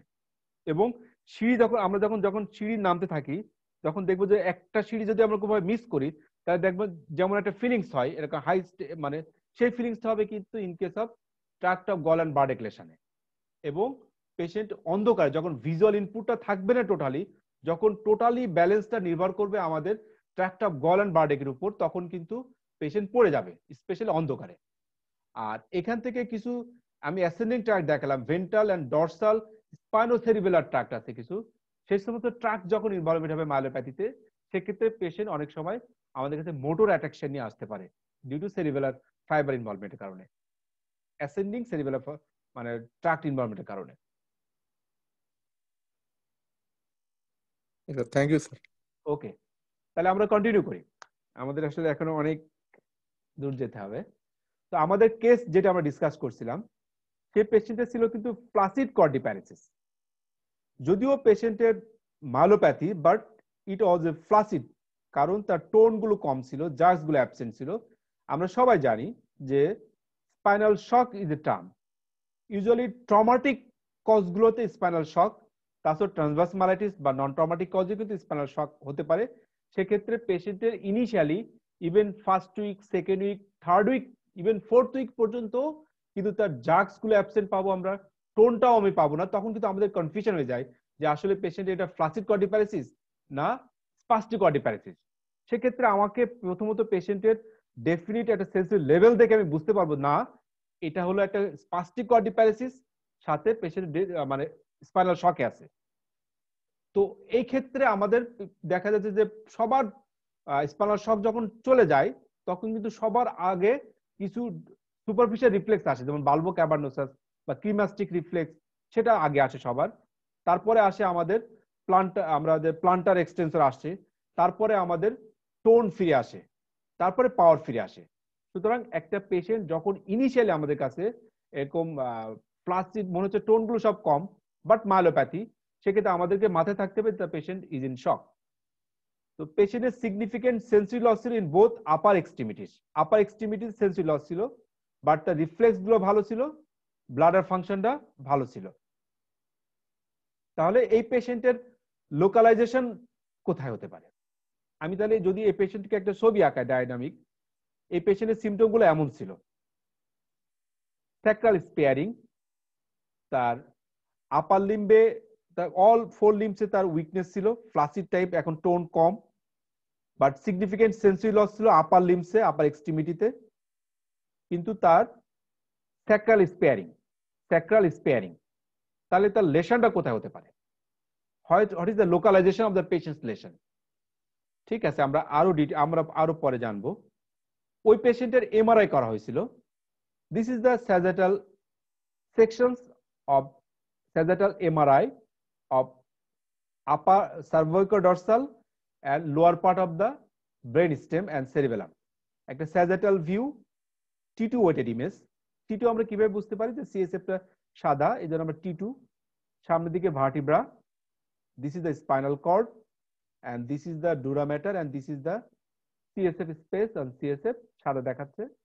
তো এখানে আমরা প্যাথোলজি কি দেখতে পাচ্ছি? যে এখানে একটা লং সেগমেন্ট, একেবারে সার্ভাইকাল 3 থেকে শুরু করে একেবারে থোরাসিক 2-3 পর্যন্ত কিন্তু লং সেগমেন্ট একটা হাইপার ইন্টেন্সিটি দেখা যাচ্ছে, ঠিক সেন্টার বরাবর একটা হাইপার ইন্টেন্স লেশন দেখা যাচ্ছে।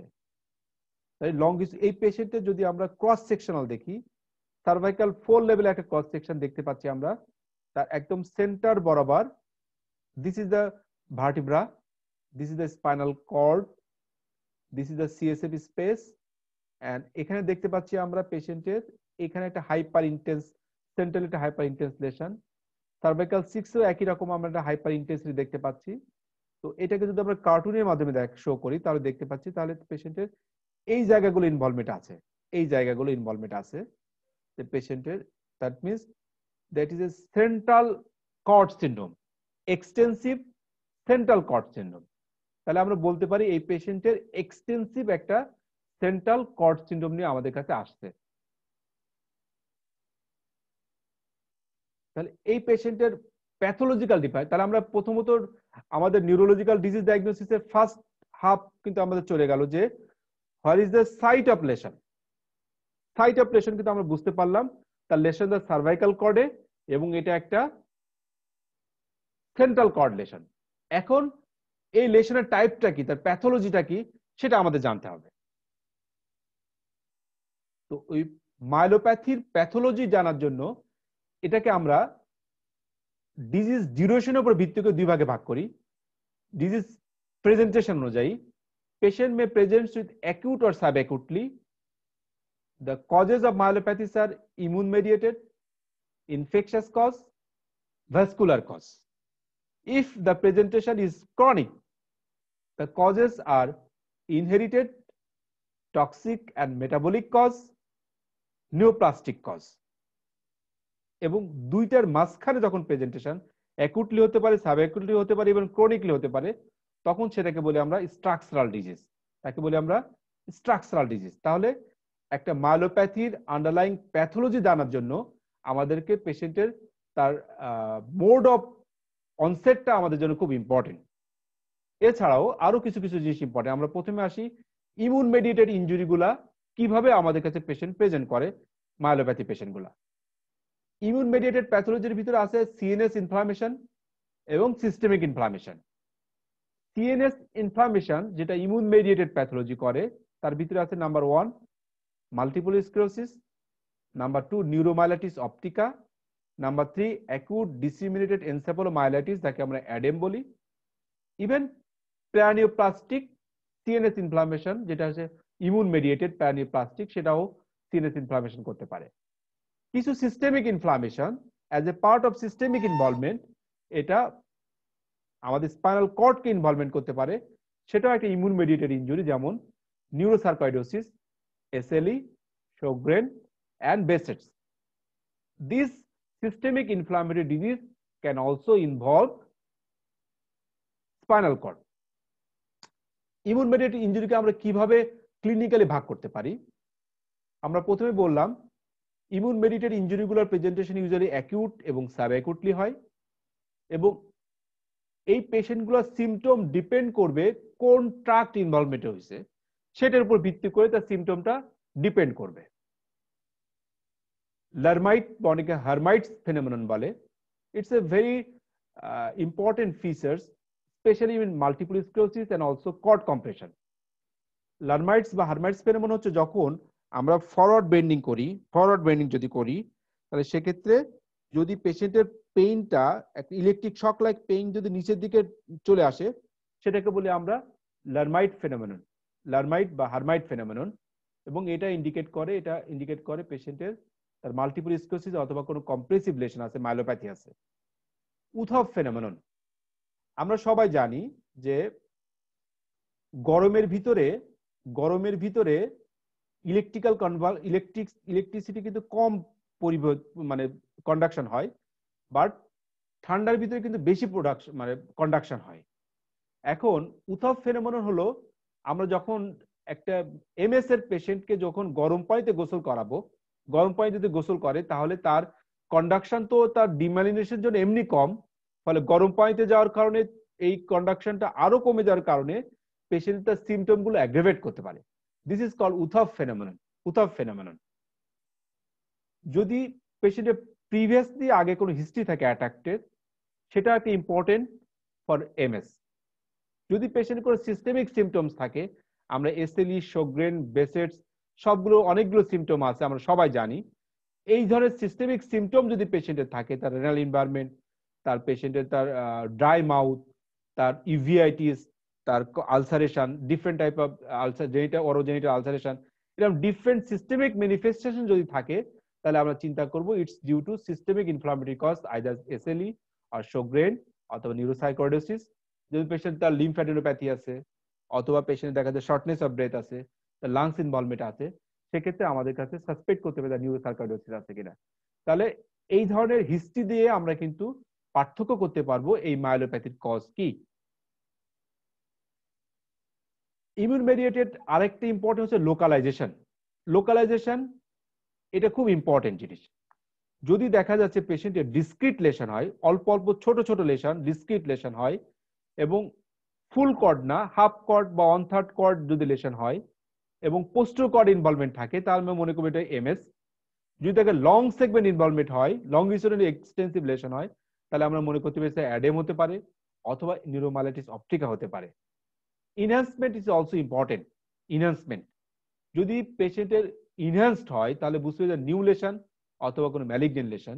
যদি ইনহ্যান্সমেন্ট না হয় তাহলে আমরা বুঝবো এটা হয়তো কোনো ভাস্কুলার বা অন্য কোনো লেশন। তাহলে ইনহ্যান্সমেন্টও কিন্তু আমরা যখন এমআরআই করব, ইনহ্যান্সমেন্ট, লোকেশন এবং কোন সাইটে ইনভলভমেন্ট সেটার উপর ভিত্তি করে কিন্তু আমরা ডায়াগনোসিস করতে পারবো ইমিউন মেডিয়েটেড কোনো প্যাথোলজি হয়েছে কিনা। যেমন এটা একটা পেশেন্টের একটা লংগিটিউডিনালি এক্সটেন্ডেড একটা লেশন, লংগিটিউডিনাল এক্সটেন্ডেড লেশন, যেটা সার্ভাইকাল স্পাইনাল কর্ডে একটা লং সেগমেন্ট ইনভলভমেন্ট হচ্ছে। এটা most it's due to long segment involvement, most like neuromyelitis optica অথবা স্পাইনাল অ্যাডেম। এই আরেকটা পেশেন্টে আমরা দেখতে পাচ্ছি যে স্পাইনাল কর্ডে এটা টিটুয়েটেড স্যাজাটাল ইমেজ, যেখানে আমরা দেখতে পাচ্ছি যে এখানে একটা হাইপার ইন্টেন্সিটি লেশন আছে, এটা ফোকাল ছোট একটা hyper intense lesion, discrete hyper intense lesion, multiple discrete hyper intense lesion. It's a lesions most likely from multiple sclerosis. তাহলে যদি লংগিটিউডিনালি এক্সটেন্সিভ লেশন হয় তা আমরা মনে করবো it's a neuromyelitis optica or ADEM or any other pathology. যদি short discrete small lesion হয়, multiple lesion হয়, তাহলে আমরা বলতে পারবো it's due to multiple sclerosis.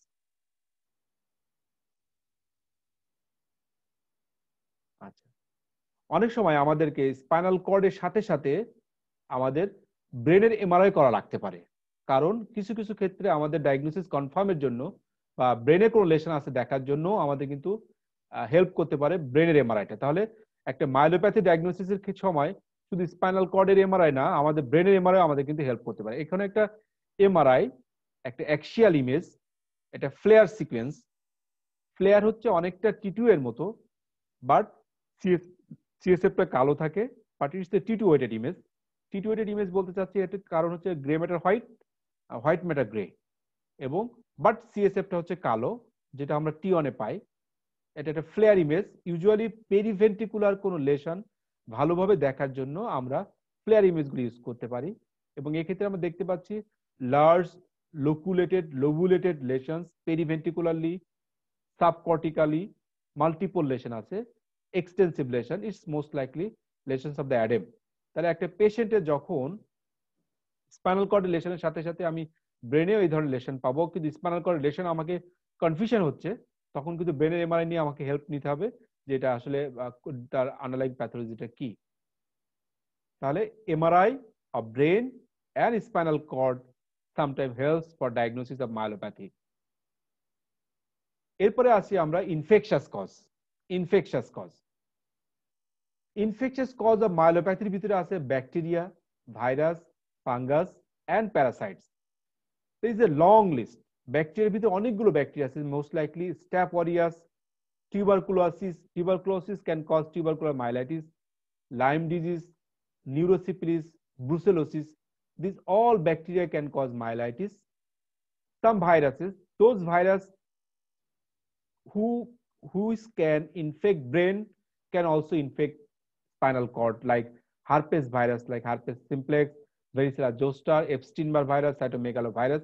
These all virus can infect both brain and also spinal cord. Flavivirus, especially West Nile virus, Zika virus, enterovirus, especially Coxsackie virus, polio virus, some retrovirus, especially HIV and human T-cell lymphotropic virus, যেটাকে আমরা বলি হচ্ছে tropical spastic paraplegia বা প্যারাপ্যারাসিস করে, HTLV1, সেটাও একটা retrovirus that can cause myelitis. Fungi, especially coccidiosis and cryptococcosis can cause myelitis.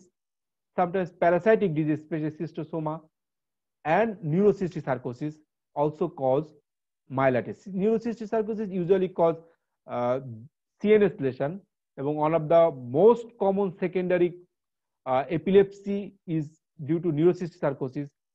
All right is neurocystic sarcosis, এবং এটা সাধারণত পক থেকে আসে নিউরোসিস্টিক সার্কোসিস, এবং ব্রেন ইনভলভমেন্টটা মেইনলি হয়, তবে এটা মাইলাইটিসও করতে পারে। তাহলে একটা long pathology of infectious pathology, এবং দিজ আর দ্য ট্রিটেবল। তো আমাদেরকে অবশ্যই lots of treatable conditions of myelitis আমাদেরকে অবশ্যই সার্চ করতে হবে। ইনফেকশাস কজকে আমরা কিভাবে বুঝতে পারবো? Time course also important.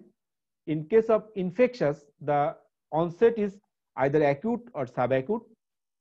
Patient sometimes presents with fever, sometimes not fever. যেমন ট্রপিক্যাল স্পাস্টিক প্যারাপ্লেজিয়া কোনো ফিভার নিয়ে পেশেন্ট প্রেজেন্ট করে না, বাট ব্যাকটেরিয়াল কোনো ইনফেকশন আমাদের কাছে ফিভার নিয়ে আসতে পারে। নিউরোসিস্টিক সার্কোসিসও অনেক সময় ফিভার নিয়ে আমাদের কাছে আসে না। Host factor is also important. যদি পেশেন্টের দেখা যাচ্ছে তার ইমিউনো কম্প্রোমাইজ থাকে, তাহলে সেক্ষেত্রে পেশেন্ট যেমন এইচআইভি ইনফেকশন হতে পারে, বা ভাইরাল যে সমস্ত মাইলাইটিস হয় সেগুলো আসতে পারে। তো host factor is also very important. Associated meningitis আর এনসেফালাইটিস যদি পেশেন্টের থাকে, যেমন পেশেন্টের fever, headache, photosensitivity, confusion, lethargy, এই সমস্ত ফিচার যদি থাকে ইন এডিশন টু মাইলাইটিস, তাহলে আমরা বলতে পারি it's most likely due to viral myelitis, viral encephalitis আর viral meningitis along with viral myelitis. তো ইনফেকশাস প্যাথোলজি যদি আমরা রেডিওগ্রাফিক আমরা দেখি, তাহলে কয়েক ধরনের ফিচার আমরা পেতে পারি। কিছু এক্সট্রামেডুলারি ফিচার আমরা পেতে পারি, যেমন এপিডুরাল যদি কোনো অ্যাবসেস হয়, স্পেশালি স্ট্যাব দিয়ে এপিডুরাল অ্যাবসেস, সেক্ষেত্রে এরকম এক্সট্রামেডুলারি লেশন নিয়ে আমাদের কাছে আসতে পারে, extramedullary compressive lesion. Even transverse myelitis, যেমন হার্পেস সিম্পলেক্স, যেরকম ট্রান্সভার্স মাইলাইটিস নিয়ে আমাদের কাছে পেশেন্ট প্রেজেন্ট করতে পারে। সামটাইমস ট্রাক্ট স্পেসিফিক, ট্রাক্ট অনেক সময় শুধুমাত্র পোস্টেরিয়র কলাম ইনভলভমেন্ট থাকতে পারে, যেমন নিউরোসিফিলিস যাকে বলে tabes dorsalis, so posterior column involvement থাকে, but lateral spinothalamic tract is not is spared here. অনেক সময় দেখা যাচ্ছে শুধুমাত্র lateral spinothalamic tract involvement, only corticospinal tract involvement নিয়ে আসতে পারে, এবং ট্রাক্ট স্পেসিফিক এবং ডিফারেন্ট প্যাথোলজি কিন্তু ডিফারেন্ট। সামটাইমস অ্যান্টেরিয়র হর্নসেল, কিছু ইনফেকশন আমরা এর আগে দেখছিলাম যে অ্যান্টেরিয়র হর্নসেল ইনভলভমেন্ট হয় মেইনলি পলিওমাইলাইটিসে, আর PMA variety or LS variety of MND, R West Nile যে ভাইরাস আছে, ওয়েস্ট নাইল ভাইরাসে অনেক সময় এরকম পিওরলি অ্যান্টেরিয়র হর্নসেল ডিস্ট্রাকশন নিয়ে বা ইনভলভমেন্ট নিয়ে আমাদের কাছে আসতে পারে। তাহলে এমআরআই তে এরকম সাইট অফ ইনভলভমেন্ট দেখেও কিন্তু আমরা ইনফেকশাস প্যাথোলজি পার্থক্য করতে পারি। সামটাইমস ইরেগুলার মাস লাইক প্রেজেন্টেশন নিয়ে আমাদের কাছে আসতে পারে ইনফেকশাস কজ, এবং another is enhancement, usually infectious disease গুলা ইনহ্যান্স করতে পারে। আমরা যদি এমআরআই দেখি, আমরা এখানে দেখতে পাচ্ছি এটা হয় একটা স্যাজেটাল T2 ওয়েটেড ইমেজ, কারণ এখানে সিএসএফটা সাদা, this is the spinal cord, and this is a T1 weighted image with contrast. T1 বলতে চাচ্ছি কারণ এখানে সিএসএফটা কালো, এবং এখানে কন্ট্রাস্ট এজেন্ট গুলো ভালোভাবে আমরা দেখতে পাচ্ছি, এখানে ভেসেল গুলো বেশ prominent, this is contrast sagittal image. এখানে আমরা দেখতে পাচ্ছি যে এপিডুরাল স্পেস, দ্যাট ইজ এক্সট্রামেডুলারিতে একটা হাইপার ইন্টেন্স লং সেগমেন্ট, একটা হাইপার ইন্টেন্স লেশন, এবং এখানে এই পেরিফেরির দিকে এই কন্ট্রাস্টটা ইনহ্যান্সড হয়েছে, পেরিফেরির দিকে দুই সাইডে কন্ট্রাস্ট ইনহ্যান্সিং। তো একটা ring enhancing contrast lesion, ring enhance lesion with T2 hyper intensity, it's most likely epidural abscess, it's epidural abscess. আচ্ছা, এখানে একটা আমরা এমআরআই দেখতে পাচ্ছি, যেটা হলো একটা T1 weighted image with contrast. সেখানে আমরা দেখতেছি মাল্টিপল হাইপার ইন্টেন্স লেশন, পিছনের দিকে দেখতে পাচ্ছি। এটার যদি আমরা অ্যাক্সিয়াল ভিউ নিয়ে, একটা অ্যাক্সিয়াল ভিউতে দেখতে পাচ্ছি পেশেন্টের ডরসাল যে ডরসাল রুট ইনভলভমেন্ট এবং পোস্টেরিয়র ইনভলভমেন্ট আছে, ডরসাল কর্ড এবং তার রুটের ইনভলভমেন্ট আছে। তো এই ধরনের ইনভলভমেন্ট কোন ক্ষেত্রে আমরা পেতে পারি? ভেরিসেলার জোস্টার, ভেরিসেলার জোস্টার ভাইরাসে এরকম ডরসাল রুটে এটা লং টাইম পর্যন্ত থাকতে পারে, এবং এটা ডরসাল রুট ইনহ্যান্সিং একটা লেশন নিয়ে আমাদের কাছে বেসিস আসতে পারে। And this is also a T2 weighted image, sagittal image, showing that hyperintensity in the সামনের দিকে hyper intense long segmented lesion। এটাকে যদি আমরা অ্যাক্সিয়াল ভিউ দেখি তাহলে দেখতে পাচ্ছি তার অ্যান্টেরিয়র হর্নে দুইটা লেশন, অনেকটা দেখতে আউটসাইড মতো, এরকম bilateral lesions, that is anterior horn cell lesions. আমরা আগে বলছিলাম যে ইনফেকশাস প্যাথোলজির ভিতরে ওয়েস্ট নাইল ভাইরাসে এরকম অ্যান্টেরিয়র হর্ন সেলের লেশন হয় আউটসাইড লাইক। আমরা এখানে দেখতে পাচ্ছি একটা T2 weighted sagittal image and it's a T1 weighted with contrast image, যেখানে দেখতে পাচ্ছি যে multiple irregular mask like lesion এবং multiple irregular mask like enhance lesion, most likely fungal infection. তাহলে এই কয়েকটা ওয়েতে এমআরআই কিন্তু একটা ইনফেকশাস প্যাথোলজি আমাদের কাছে আসতে পারে। এন্ড নাও ভাস্কুলার ইভেন্ট গুলো হতে পারে দুই ভাবে, একটা স্পাইনাল কর্ড ইনফাকশন। এখন নতুন স্ট্রোকের ডেফিনেশনে কিন্তু spinal cord infarction included. So spinal cord stroke is also a pathology causing myelopathies and hemorrhage. So এই স্পাইনাল কর্ড ইনফাকশন হতে পারে due to abnormal stasis of the blood, increased clotting potential অথবা vessel or injury. এই তিনটার যে কোনো একটা যদি ডেভেলপ করে বা তিনটা যদি ডেভেলপ হয় তখন কিন্তু স্পাইনাল কর্ড ইনফাকশন হতে পারে। স্পাইনাল কর্ড ইনফাকশনের মোস্ট কমন কজ হচ্ছে যদি কোনো থোরাকো অ্যাবডোমিনাল অ্যাওর্টিক সার্জারি করা হয়, সেক্ষেত্রে স্পাইনাল কর্ড ইনফাকশন হতে পারে। যদি অ্যাবডোমিনাল অ্যাওর্টা যদি ডাইসেকশন হয়, সেক্ষেত্রে ফলস লুমেন যখন তৈরি হয় তখন এই সমস্ত এখান থেকে যে সমস্ত ভেসেল গুলো চলে আসতেছে সেই ভেসেল গুলো কিন্তু কম্প্রোমাইজেশন হয় এবং আমাদের কাছে স্পাইনাল কর্ড ইনফাকশন নিয়ে আসতে পারে। যদি পেশেন্ট সিস্টেমিক হাইপোটেনশন থাকে সেক্ষেত্রে স্পাইনাল কর্ড ইনফাকশন হতে পারে। যদি ভাস্কুলোপ্যাথি হয়, ভাস্কুলাইটিস ডেভেলপ করে, সেক্ষেত্রে স্পাইনাল কর্ড ইনফাকশন হতে পারে। কোনো হার্ট থেকে যদি কোনো এম্বোলাই যে একটা স্পাইনাল আর্টারিতে ব্লক করে, সেক্ষেত্রে স্পাইনাল কর্ড ইনফাকশন হতে পারে। Any hypercoagulable state can cause spinal cord infarctions. Haemorrhage, এটা হতে পারে এপিডুরাল হিমোরেজ অথবা এভি ম্যালফরমেশন অথবা এভি ফিস্টুলা, যেটাও ওটা হিমোরেজ করে আমাদের কাছে পেশেন্টের স্পাইনাল কর্ড ইনভলভমেন্ট নিয়ে আমাদের ভাস্কুলার একটা ইভেন্ট করে আমাদের কাছে আসতে পারে। তো ভাস্কুলার ইভেন্ট গুলো আমাদের কাছে ইউজুয়ালি প্রেজেন্ট করে acutely and rapidly progressive. Patient may present with severe back or neck pain এবং anterior cord syndrome। আমরা সবাই জানি যে anterior spinal artery থাকে, anterior spinal artery একটা আর posterior spinal artery থাকে দুইটা। তো anterior spinal artery সবচেয়ে কমনলি ইনফাকশন হয় এবং এটা anterior spinal cord syndrome নিয়ে আমাদের কাছে পেশেন্ট প্রেজেন্ট করতে পারে। ভাস্কুলার লেশন গুলো সাধারণত কোনো কন্ট্রাস্ট ইনহ্যান্সিং হয় না, তবে এটাকে যদি আমরা ডিফিউশন ওয়েটেড ইমেজ করি সেক্ষেত্রে ডিফিউশন ওয়েটেড ইমেজে ডিফিউশনে আমরা রেস্ট্রিকশন পেতে পারি। এবং এক্ষেত্রে আমরা যদি T2 ওয়েটেড ইমেজ দেখি, T2 ওয়েটেড ইমেজ দেখবো আমরা তার একেবারে সামনের দিকে হাইপার ইন্টেন্সিটি থাকবে এবং দেখতে অনেকটা আউটসাইড মতো, যে ওয়েস্ট নাইল ভাইরাসে আমরা যেমন দেখছিলাম ঠিক তেমন প্রেজেন্টেশন নিয়ে আমাদের কাছে আসতে পারে outside appearance spinal cord infarction. যেখানে ডিফিউশন ওয়েটেড ইমেজ করলে ডিফিউশনের রেস্ট্রিকশন থাকবে। আমরা সবাই জানি the diffusion weighted image is very much sensitive for stroke diagnosis. Epidural hematoma sometimes আমাদের কাছে পেশেন্টের ফিচার গুলো নিয়ে আসে এমন এমআরআই স্যাটালাইট ইমেজ আমরা দেখতে পাচ্ছি যে দুই সাইডে হাইপার ইন্টেন্স, মাঝখানে হাইপো ইন্টেন্স, একটা জেলির মতো, মাঝখানে মনে হচ্ছে জেলি, দুই পাশে হাইপার ইন্টেন্সিটি, ঠিক দেখতে এমন। এই জন্য এটা এপিডুরাল হেমাটোমার একটা ফিচার। এপিডুরাল হেমাটোমা ঠিক এরকম এমআরআই নিয়ে আমাদের কাছে আসতে পারে। and structural disease, what are the structural diseases that can cause myelopathy? The most common is cervical spondylosis. Cervical spondylosis হতে পারে ডিজেনারেটিভ কোনো চেঞ্জের মাধ্যমে অথবা ডিস্ক হার্নিয়েশনের মাধ্যমে। সিরিঙ্গোমাইলিয়া হতে পারে due to trauma or from Arnold Chiari malformation. আমরা এটা নিয়ে আগেই কথা বলছি, this is a compressive myelopathy and this is a non-compressive but মানে intermedullary relation.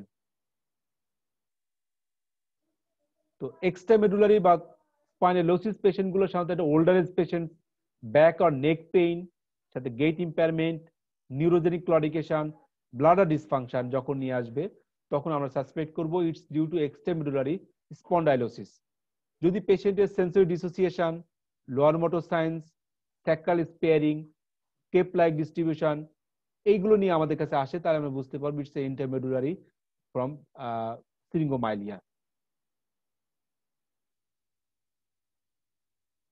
তো দিস ইজ এ এমআরআই, আপনারা নিশ্চয়ই বুঝতে পারছেন এটা হলো স্যাজেটাল ইমেজ, T2 ওয়েটেড ইমেজ। সেখানে আমরা দেখতে পাচ্ছি the disc is herniated and compress the spinal cord, the anterior দেখেন যে এই সিএসএফ স্পেসটা একেবারে ন্যারোড হয়ে গেছে, এবং লং টাইম যখনই এরকম ডিস্ক ডিসপ্লেসমেন্ট থাকে তখন স্পাইনাল কর্ডের সেন্ট্রালি কিছু চেঞ্জ চলে আসে, হাইপার ইন্টেন্সিটি দেখা যায়, হাইপার ইন্টেন্স লেশন আমরা দেখতে পাচ্ছি। এবং এটা যদি আমরা কন্ট্রাস্ট দিই, অনেক সময় দেখতে পাই যে এরকম কন্ট্রাস্ট ব্যান্ডের মতো কন্ট্রাস্ট নিতে পারে।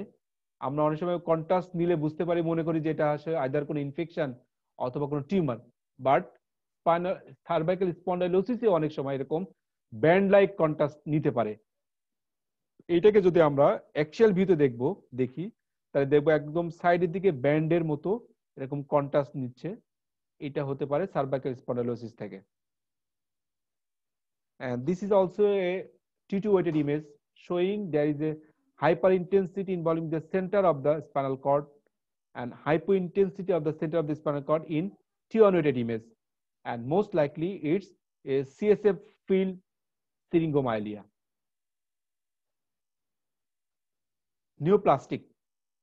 Neoplastic lesion গুলো হতে পারে metastatic lesion. This metastasis from the breast, lung, prostate, kidney, even thyroid. Even some primary CNS tumor হতে পারে, যেমন extradural, interdural, extramedullary, intermedullary, যে কোনো সিএনএস প্রাইমারি সিএনএস কোনো টিউমার হতে পারে, অথবা ক্যান্সার ট্রিটমেন্ট ইনডিউসড কেমোথেরাপি বা ইমিউনোথেরাপি অথবা রেডিয়েশন থেরাপি থেকেও আমাদের কাছে অনেক সময় মাইলোপ্যাথি নিয়ে আমাদের কাছে পেশেন্ট প্রেজেন্ট করতে পারে। তো নিউপ্লাস্টিক লেশনগুলো ইউজুয়ালি পেশেন্ট প্রেজেন্ট করে প্রোগ্রেসিভ ব্যাক পেইন নিয়ে এবং লোকাল টেন্ডারনেস এবং সামটাইমস প্যাথোলজিক্যাল ফ্র্যাকচার নিয়ে আমাদের কাছে পেশেন্ট প্রেজেন্ট করতে পারে। তো এগুলো আমরা আগেই ডিসকাস করছি। Toxic and metabolic cause is very important. Toxic metabolic কজের ভিতরে সবচেয়ে বেশি কমন হচ্ছে ভিটামিন B12 ডেফিসিয়েন্সি, যেটা সাবঅ্যাকুট কম্বাইন্ড ডিজেনারেশন করে। কপার ডেফিসিয়েন্সিও মাইলোপ্যাথি করতে পারে। ভিটামিন ই ডেফিসিয়েন্সি মাইলোপ্যাথির সাথে সাথে এটা স্পাইনোসেরিব্রাল ট্রাক্ট ইনভলভমেন্টের কারণে মোটর অ্যাট্রাকশন আমাদের কাছে পেশেন্ট প্রেজেন্ট করতে পারে। ফোলেট ডেফিসিয়েন্সিও অনেকটা সাবঅ্যাকুট কম্বাইন্ড ডিজেনারেশন নিয়ে আমাদের কাছে পেশেন্ট প্রেজেন্ট করতে পারে। Drug induced specially heroin induced myelopathy হতে পারে। Toxin induce specially nitrous oxide, এই নাইট্রাস অক্সাইড কিন্তু আলটিমেটলি ভিটামিন B12 এর মেটাবলিজমে হ্যাম্পার করে, এবং এই নাইট্রাস অক্সাইডটা আলটিমেটলি B12 ডেফিসিয়েন্সির মধ্যে ফিচার নিয়ে আমাদের কাছে আসতে পারে। লিভার ফেলিউর অথবা ডায়েটের বিভিন্ন টক্সিন থেকেও অনেক সময় মাইলোপ্যাথি নিয়ে আমাদের কাছে পেশেন্ট আসতে পারে। রেডিয়েশন ইনডিউসড মাইলোপ্যাথিও আমাদের কাছে নিয়ে আসতে পারে। তো সাবঅ্যাকুট কম্বাইন্ড ডিজেনারেশনের পেশেন্টগুলো ইউজুয়ালি আমরা প্রথমে বলছিলাম এই পেশেন্টগুলো কম্বাইন্ডলি তার মাইলোপ্যাথি ফিচারের সাথে সাথে পেরিফেরাল নিউরোপ্যাথি থাকে এবং ডরসাল কমপ্লেশনের কারণে তার সেন্সরি অ্যাটাক্সিয়া থাকে।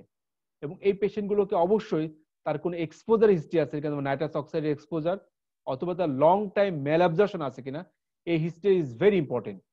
অনেক সময় দেখা যায় যে টক্সিক বা মেটাবলিক কজের এমআরআই তে কোনো ফাইন্ডিংস আমরা পাবো না, এমআরআই অনেক সময় নর্মাল পেতে পারি, বাট ক্লিনিক্যাল ফিচার দিয়ে আমরা কিন্তু ডায়াগনোসিস করতে হবে যে টক্সিক এবং মেটাবলিক কজ। সেক্ষেত্রে অবশ্যই পেশেন্টের হিস্ট্রি অফ এক্সপোজার এবং তার ম্যালঅ্যাবজর্পশন হিস্ট্রি আছে কিনা সেটা ভালোভাবে আমাদের খেয়াল করতে হবে।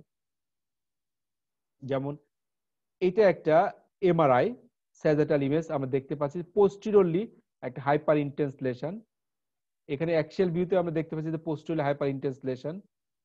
তো এটা ভিটামিন B12 ডেফিসিয়েন্সিতে এই ধরনের লেশন নিয়ে আমাদের কাছে আসতে পারে।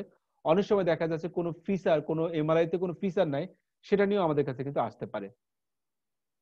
ইনহেরিটেড ডিজিজের ভিতরে heredity spastic paraplegia, motor neuron disorder আছে কিছু, এবং স্পাস্টিক অ্যাটাক্সিয়া, স্পাইনোসেরিব্রাল অ্যাটাক্সিয়া, এটা নিয়েও আমাদের কাছে মাইলোপ্যাথি পেশেন্ট প্রেজেন্ট করতে পারে। এবং এই ইনহেরিটেড ডিজিজগুলো ইউজুয়ালি ক্রনিক এবং slowly progressive. Age of onset is early age হবে, spastic paraparesis or quadriparesis or plegia or quadriplegia or paraplegia নিয়ে আসতে পারে। ফ্যামিলি হিস্ট্রি থাকতে পারে, পেশেন্টের ডেভেলপমেন্টের ডিলে থাকতে পারে, মাঝে মাঝে আপার এবং লোয়ার মোটর সায়েন্স কম্বিনেশন থাকতে পারে, কিছু কিছু ক্ষেত্রে সেরিবেলার সাইন থাকতে পারে যেমন স্পাইনোসেরিবেলার অ্যাটাক্সিয়া। এবং neck muscle involvement, neck drooping is very vital. আমরা জানি সবাই যে নেক মাসেলের পাওয়ার বা স্ট্রেন্থ সবচেয়ে বেশি। তো যখনই একটা নেক মাসেল ইনভলভমেন্ট হবে তাহলে বুঝতে পারবে যে লং টাইম প্রোগ্রেসিভ একটা ডিজিজ, তখনই কিন্তু কেবলমাত্র নেক মাসেল ইনভলভমেন্ট হতে পারে এবং নেক ড্রুপিং হতে পারে। সুতরাং এরকম নেক ড্রুপিং যদি থাকে তাহলে বুঝতে পারি যে extensive lesion and chronic lesion এবং স্পেশালি ইনহেরিটেড কোন লেশন। তো আমাদের মোটামুটি আমাদের শেষ। এখন আমাদের পেশেন্ট ডায়াগনোসিস কি আসতে পারে? আমাদের পেশেন্ট ছিল 40 ইয়ার্স এর হেলদি, তার অ্যাকুট প্রোগ্রেসিভ লার্জ একটা সেন্ট্রাল কর্ড লেশন, কোনো সিস্টেমিক সিমটম পেশেন্টের ছিল না, কোনো রেলিভেন্ট অকুপেশনাল এক্সপোজারও ছিল না, ট্রাভেল হিস্ট্রিও ছিল না, তাহলে সেই পেশেন্টের ডায়াগনোসিস কি আসতে পারে? এই পেশেন্ট তো ক্রনিক না, সেটা আমরা ক্রনিক কেসগুলো বাদ দিতে পারি। ইমিউন মেডিটেড হতে পারে, ইনফেকশাস হতে পারে, ভাস্কুলার হতে পারে বা স্ট্রাকচারাল ডিজিজ হতে পারে। ইমিউন মেডিটের ভিতরে এমএস হতে পারে বা এনএমও হতে পারে। ইনফেকশাসটা আমরা বাদ দিতে পারি। ভাস্কুলার ইভেন্ট হতে পারে পেশেন্টের, সার্ভাইকাল কর্ড ইনফেকশন হতে পারে। স্ট্রাকচারাল ডিজিজের ভিতরে যেটা আমরা বুঝতে পারছি যে এটা সার্ভাইকাল স্পন্ডাইলোসিস না, এটা সিরিঙ্গোমাইলিয়া, তাহলে আমাদের ডিডি কিন্তু এই কয়েকটাই। ইনফ্লামেটরির ভিতরে multiple sclerosis or neuromyelitis optica, ইসকেমিকের ভিতরে acute cervical spinal cord infection, স্ট্রাকচারের ভিতরে সিরিঙ্গোমাইলিয়া। তাহলে আমরা কিন্তু সাইট অফ লেশনের সাথে সাথে প্যাথোলজি কিন্তু আমরা তিনটার ভিতরে এই কয়েকটার ভিতরে নিয়ে আসতে পারলাম। এই পেশেন্টের নেক্সট স্টেপস আমরা কি করতে পারি পেশেন্টের? তো যে কোনো নিউরোলজিক্যাল ডিজিজ ডায়াগনোসিসের সবচেয়ে বেশি importance clinical history, then neuro imaging, sometimes lumbar puncture, sometimes serological studies, sometimes nerve conduction and EMG, and sometimes but not very leastly tissue biopsy. সুতরাং আপনাকে একটা মাইলাইটিস যখন আমাদের নিয়ে আসবে আননোন কজ, স্পেসিফিক ডায়াগনোসিস কিন্তু আপনারা একটা মেজর পোর্শন করতে পারবেন এবং ওই মেজর পোর্শনের ডায়াগনোসিসের কিন্তু একটা স্পেসিফিক কিউরেটিভ ইনটেন্টে আপনি চিকিৎসা করতে পারবেন। সুতরাং আমাদেরকে অবশ্যই খুঁজতে হবে মধুটা কোথায়। অনেক কষ্ট হবে কিন্তু আমাদেরকে মধুটা কোথায় খুঁজতে হবে এবং মধুটা আসলে মধু না অন্য কিছু সেটা আমাদের দেখতে হবে, কোথায় যা দেখতে হবে এবং ওখানে কি আছে সেটা আমাদের কিন্তু দেখতে হবে। যেমন এই পেশেন্টের যখন আমরা দেখতে পাইলাম তার একটা এমআরআই তে লংগিটিউডিনাল সেগমেন্ট একটা লেশন ছিল সেন্ট্রাল কর্ড, তার অ্যাকোয়াপোরিন 4 আইজিজি ওয়াজ পজিটিভ, সিএসএফ এ এলিভেটেড প্রোটিন ছিল এবং অলিগোকোনাল ব্যান্ড ছিল। তাহলে ডায়াগনোসিস কি এই পেশেন্টের? longitudinally extensive central cord lesion, aqua.4 IgG is positive, CSF এ প্রোটিন বেশি এবং oligoclonal band. So it's neuromyelitis optica, it's neuromyelitis optica. তো কিভাবে আমরা ট্রিটমেন্ট করব? ইমিউন মেডিয়েটেড ডিজিজের ক্ষেত্রে আমরা treatment options steroids, plasma exchange, IVIG, steroid sparing agents, chemotherapy, rituximab. These are the options in case of immune mediated injury. Infectious হলে সেক্ষেত্রে আমরা টার্গেটেড অ্যান্টিমাইক্রোবিয়াল থেরাপি বা অ্যান্টিভাইরাল থেরাপি, ইমিউনোথেরাপিস, সার্জিক্যাল ডিব্রাইভমেন্ট করতে পারি যদি পেশেন্টের এপিডুরাল অ্যাবসেস হয়, স্পাইন স্টেবিলাইজেশন করতে পারি যদি পরস ডিজিজ হয়, পেশেন্টের এন্টিটিভি ড্রাগ দিতে পারি যদি তার পরস ডিজিজ হয়, ভাস্কুলার ইভেন্ট হলে সাপোর্টিভ কেয়ার, এম্বোলাইজেশন করতে পারি যদি পেশেন্ট ভাস্কুলার ম্যালফরমেশন থাকে, ক্লট ইভাকুয়েশন আমরা করতে পারি অথবা ডিকম্প্রেশন আমরা করতে পারি। যদি পেশেন্টের স্ট্রাকচারাল কোনো ড্যামেজ থাকে সেক্ষেত্রে অবশ্যই কনজারভেটিভ ম্যানেজমেন্টের সাথে সাথে সার্জিক্যাল ডিকম্প্রেশন আমরা করতে পারি। এন্ড নিউপ্লাস্টিক যদি লেশন হয় সেক্ষেত্রে আমি স্টেরয়েড দিতে পারি, সার্জিক্যাল ডিকম্প্রেশন করতে পারি, রেডিয়েশন দিতে পারি, কেমোথেরাপি দিতে পারি। টক্সিক এন্ড মেটাবলিক যদি হয় সেক্ষেত্রে অবশ্যই অফেন্ডিং এজেন্টসটাকে আমরা উইথড্র করব এবং কোন ডেফিসিয়েন্সি থাকলে সেই ডেফিসিয়েন্সি গুলো আমরা কারেকশন করব। যদি ভিটামিন বি12 ডেফিসিয়েন্সি থাকে তাহলে বি12 সাপ্লিমেন্টেশন দিব, যদি ফোলেট ডেফিসিয়েন্সি থাকে তাহলে ফোলেট সাপ্লিমেন্টেশন দিব। এন্ড ইনহেরিটেড যে সমস্ত ডিজিজ আছে সেগুলোর সাপোর্টিভ কেয়ার ছাড়া এখনো পর্যন্ত কোনো কেয়ার আসে নাই, তবে কিছু কিছু ক্ষেত্রে কিছু gene therapy, stem cell therapy এখন কিন্তু promising for inherited some disorder. সুতরাং মায়োলোপ্যাথি নিয়ে আসলে অবশ্যই আমাদেরকে কারণ খুঁজতে হবে, কারণ মোস্ট অফ দ্য কেসে আপনি কিন্তু ডায়াগনোসিস করতে পারবেন এবং মোস্ট অফ দ্য কেসে কিন্তু এখন বর্তমান সময়ে all are treatable. And that's all. Thank you. আমরা ডিটেইলস যাব না। Thank you very much. Any question? অনেক রাত হয়ে গেছে, 11টা বেজে গেছে। Any further question? স্যার আসসালামু আলাইকুম স্যার। ওয়ালাইকুম আসসালাম। স্যার একটা প্রশ্ন করতে চাচ্ছি স্যার। হ্যাঁ শিওর। স্যার যে কেসটা দেখালেন স্যার, সেই কেসে তো স্যার সেন্সরি যে লেভেলটা ছিল সেটা শুধু স্যার আপার লিম্বে ছিল, মানে সেন্সরি ডেফিসিটটা লোয়ার লিম্বে ছিল না। আমরা তো বললাম যে পেশেন্টের মানে তার সাসপেন্ডেড সেন্সরি লস ছিল। সাসপেন্ডেড সেন্সরি লস কিন্তু একটা অন্যতম features of central cord syndrome. তো সেন্ট্রাল কর্ড সিনড্রোমের পেশেন্টের কিন্তু লোয়ার লিম্বসে কিন্তু কোনো মানে বা যেখানে তার ইনভলভমেন্ট নাই সেখানে কিন্তু কোনো সেন্সরি লস থাকবে না। Segmental sensory loss. স্যার এই সেন্ট্রাল কর্ড সিনড্রোম কি স্যার সিরিঞ্জ ছাড়া কি স্যার এই এনএমও বা এমএস দিয়েও কি হতে পারে কিনা? যদি পেশেন্টের সেন্ট্রাল কর্ডের চারিপাশে কোনো লেশন থাকে সেটা সেন্ট্রাল কর্ড সিনড্রোম। যে সিরিঙ্গোমাইলে হবে এমন কোনো কথা নেই। যে সেন্ট্রালি যদি কোনো লেশন থাকে সেটা হচ্ছে সেন্ট্রাল কর্ড সিনড্রোম। স্যার আমার আরেকটা কোয়েরি আছে, সেটা হচ্ছে স্যার যদি কারো স্যার ফ্লাসিড প্যারাপেরিসিস থাকে তাহলে স্যার এই পেশেন্টের যদি একটা সেন্সরি লেভেল পাই আমি ফ্লাসিড প্যারাপেরিসিসের সাথে সাথে বাউল ব্লাডারও আছে, এক্ষেত্রে কি স্যার স্পাইনাল শক ছাড়া আর কোনো ডিডি আসবে? আরেকটা ডিডি আসে যদি মায়োলোপ্যাথিক প্যাটার্নে সেন্সরি লস না থাকে, যদি পেশেন্টের দেখা রেডিকুলার প্যাটার্নে থাকে অথবা গ্লোবাল স্টকিং প্যাটার্নে থাকে, সেক্ষেত্রে আমরা peripheral neuropathy with autonomic involvement বলতে পারি। Peripheral neuropathy with autonomic involvement, যেমন জিবিএস। যদি পেশেন্টের সেন্সরি লস থাকে স্যার এই ক্ষেত্রে বলেন স্যার এই ক্ষেত্রে কি স্যার কোনাস মেডুলারিস বা কর্ড আইকোনা বলতে পারবো স্যার? সেটা অবশ্যই বলতে পারি আমরা। জি স্যার। আর স্যার আরেকটা কোশ্চেন, সেটা হচ্ছে স্যার যদি একটা পেশেন্ট রিকারেন্ট প্যারাপেরিসিস বা কোয়াড্রিপ্যারিসিস নিয়ে আসে সেক্ষেত্রে কি কি জিনিস আমরা মাথায় রাখবো? আচ্ছা, রিকারেন্ট হচ্ছে নাম্বার 1 হচ্ছে এমএস, নাম্বার 2 হচ্ছে আমরা বলি যে AV malformation, spinal AVM. Spinal AVM কিন্তু এরকম রিকারেন্ট। আমার কিছুদিন আগে আমার চেম্বারে একটা পেশেন্ট দেখছি, এই পেশেন্ট 2012 কি 14 সালে তার একবার মানে প্যারাপ্লেজিয়া হয়েছিল, তারপর সে মাঝখানে বেশি উন্নতি হয়েছে, ভালোই ছিল।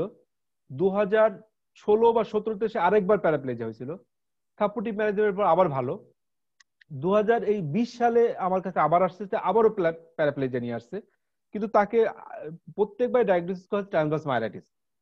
কিন্তু পেশেন্টের আলটিমেটলি আমি দেখছি ভালো এমআরআই দেখছিলাম তার কিছু ফ্লো ভয়েড ছিল এমআরআইতে, পরে আমি স্পাইনাল ডিএসএ করে দেখি পেশেন্টের তার এভিএম ছিল।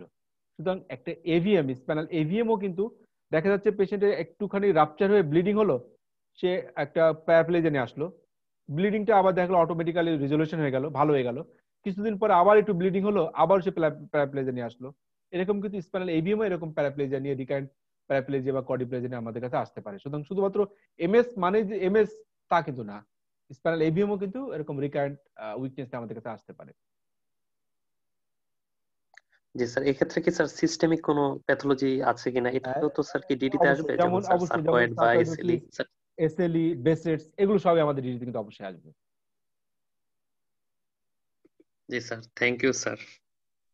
স্যার আসসালামু আলাইকুম। স্যার একটা কোশ্চেন, স্যার আমরা যারা উপজেলায় কাজ করি ওখানে তো স্যার এমআরআই এগুলোর সুযোগ নাই। এখন স্যার আমরা একটা স্পেসিফিক প্যারাপ্লেজিয়া নিয়ে আসলে আমরা স্যার এই মিথাইল প্রেডনিসোলোন বা এগুলো স্যার কিভাবে একটু দিব, একটু যে বলতেন।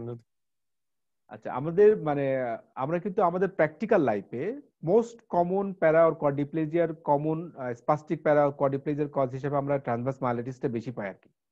এবং এই ট্রান্সভার্স মায়োলাইটিস যে post viral transverse myelitis or even viral myelitis or even episodes of MS, সব ক্ষেত্রে কিন্তু ট্রিটমেন্ট অফ চয়েস কিন্তু স্টেরয়েড।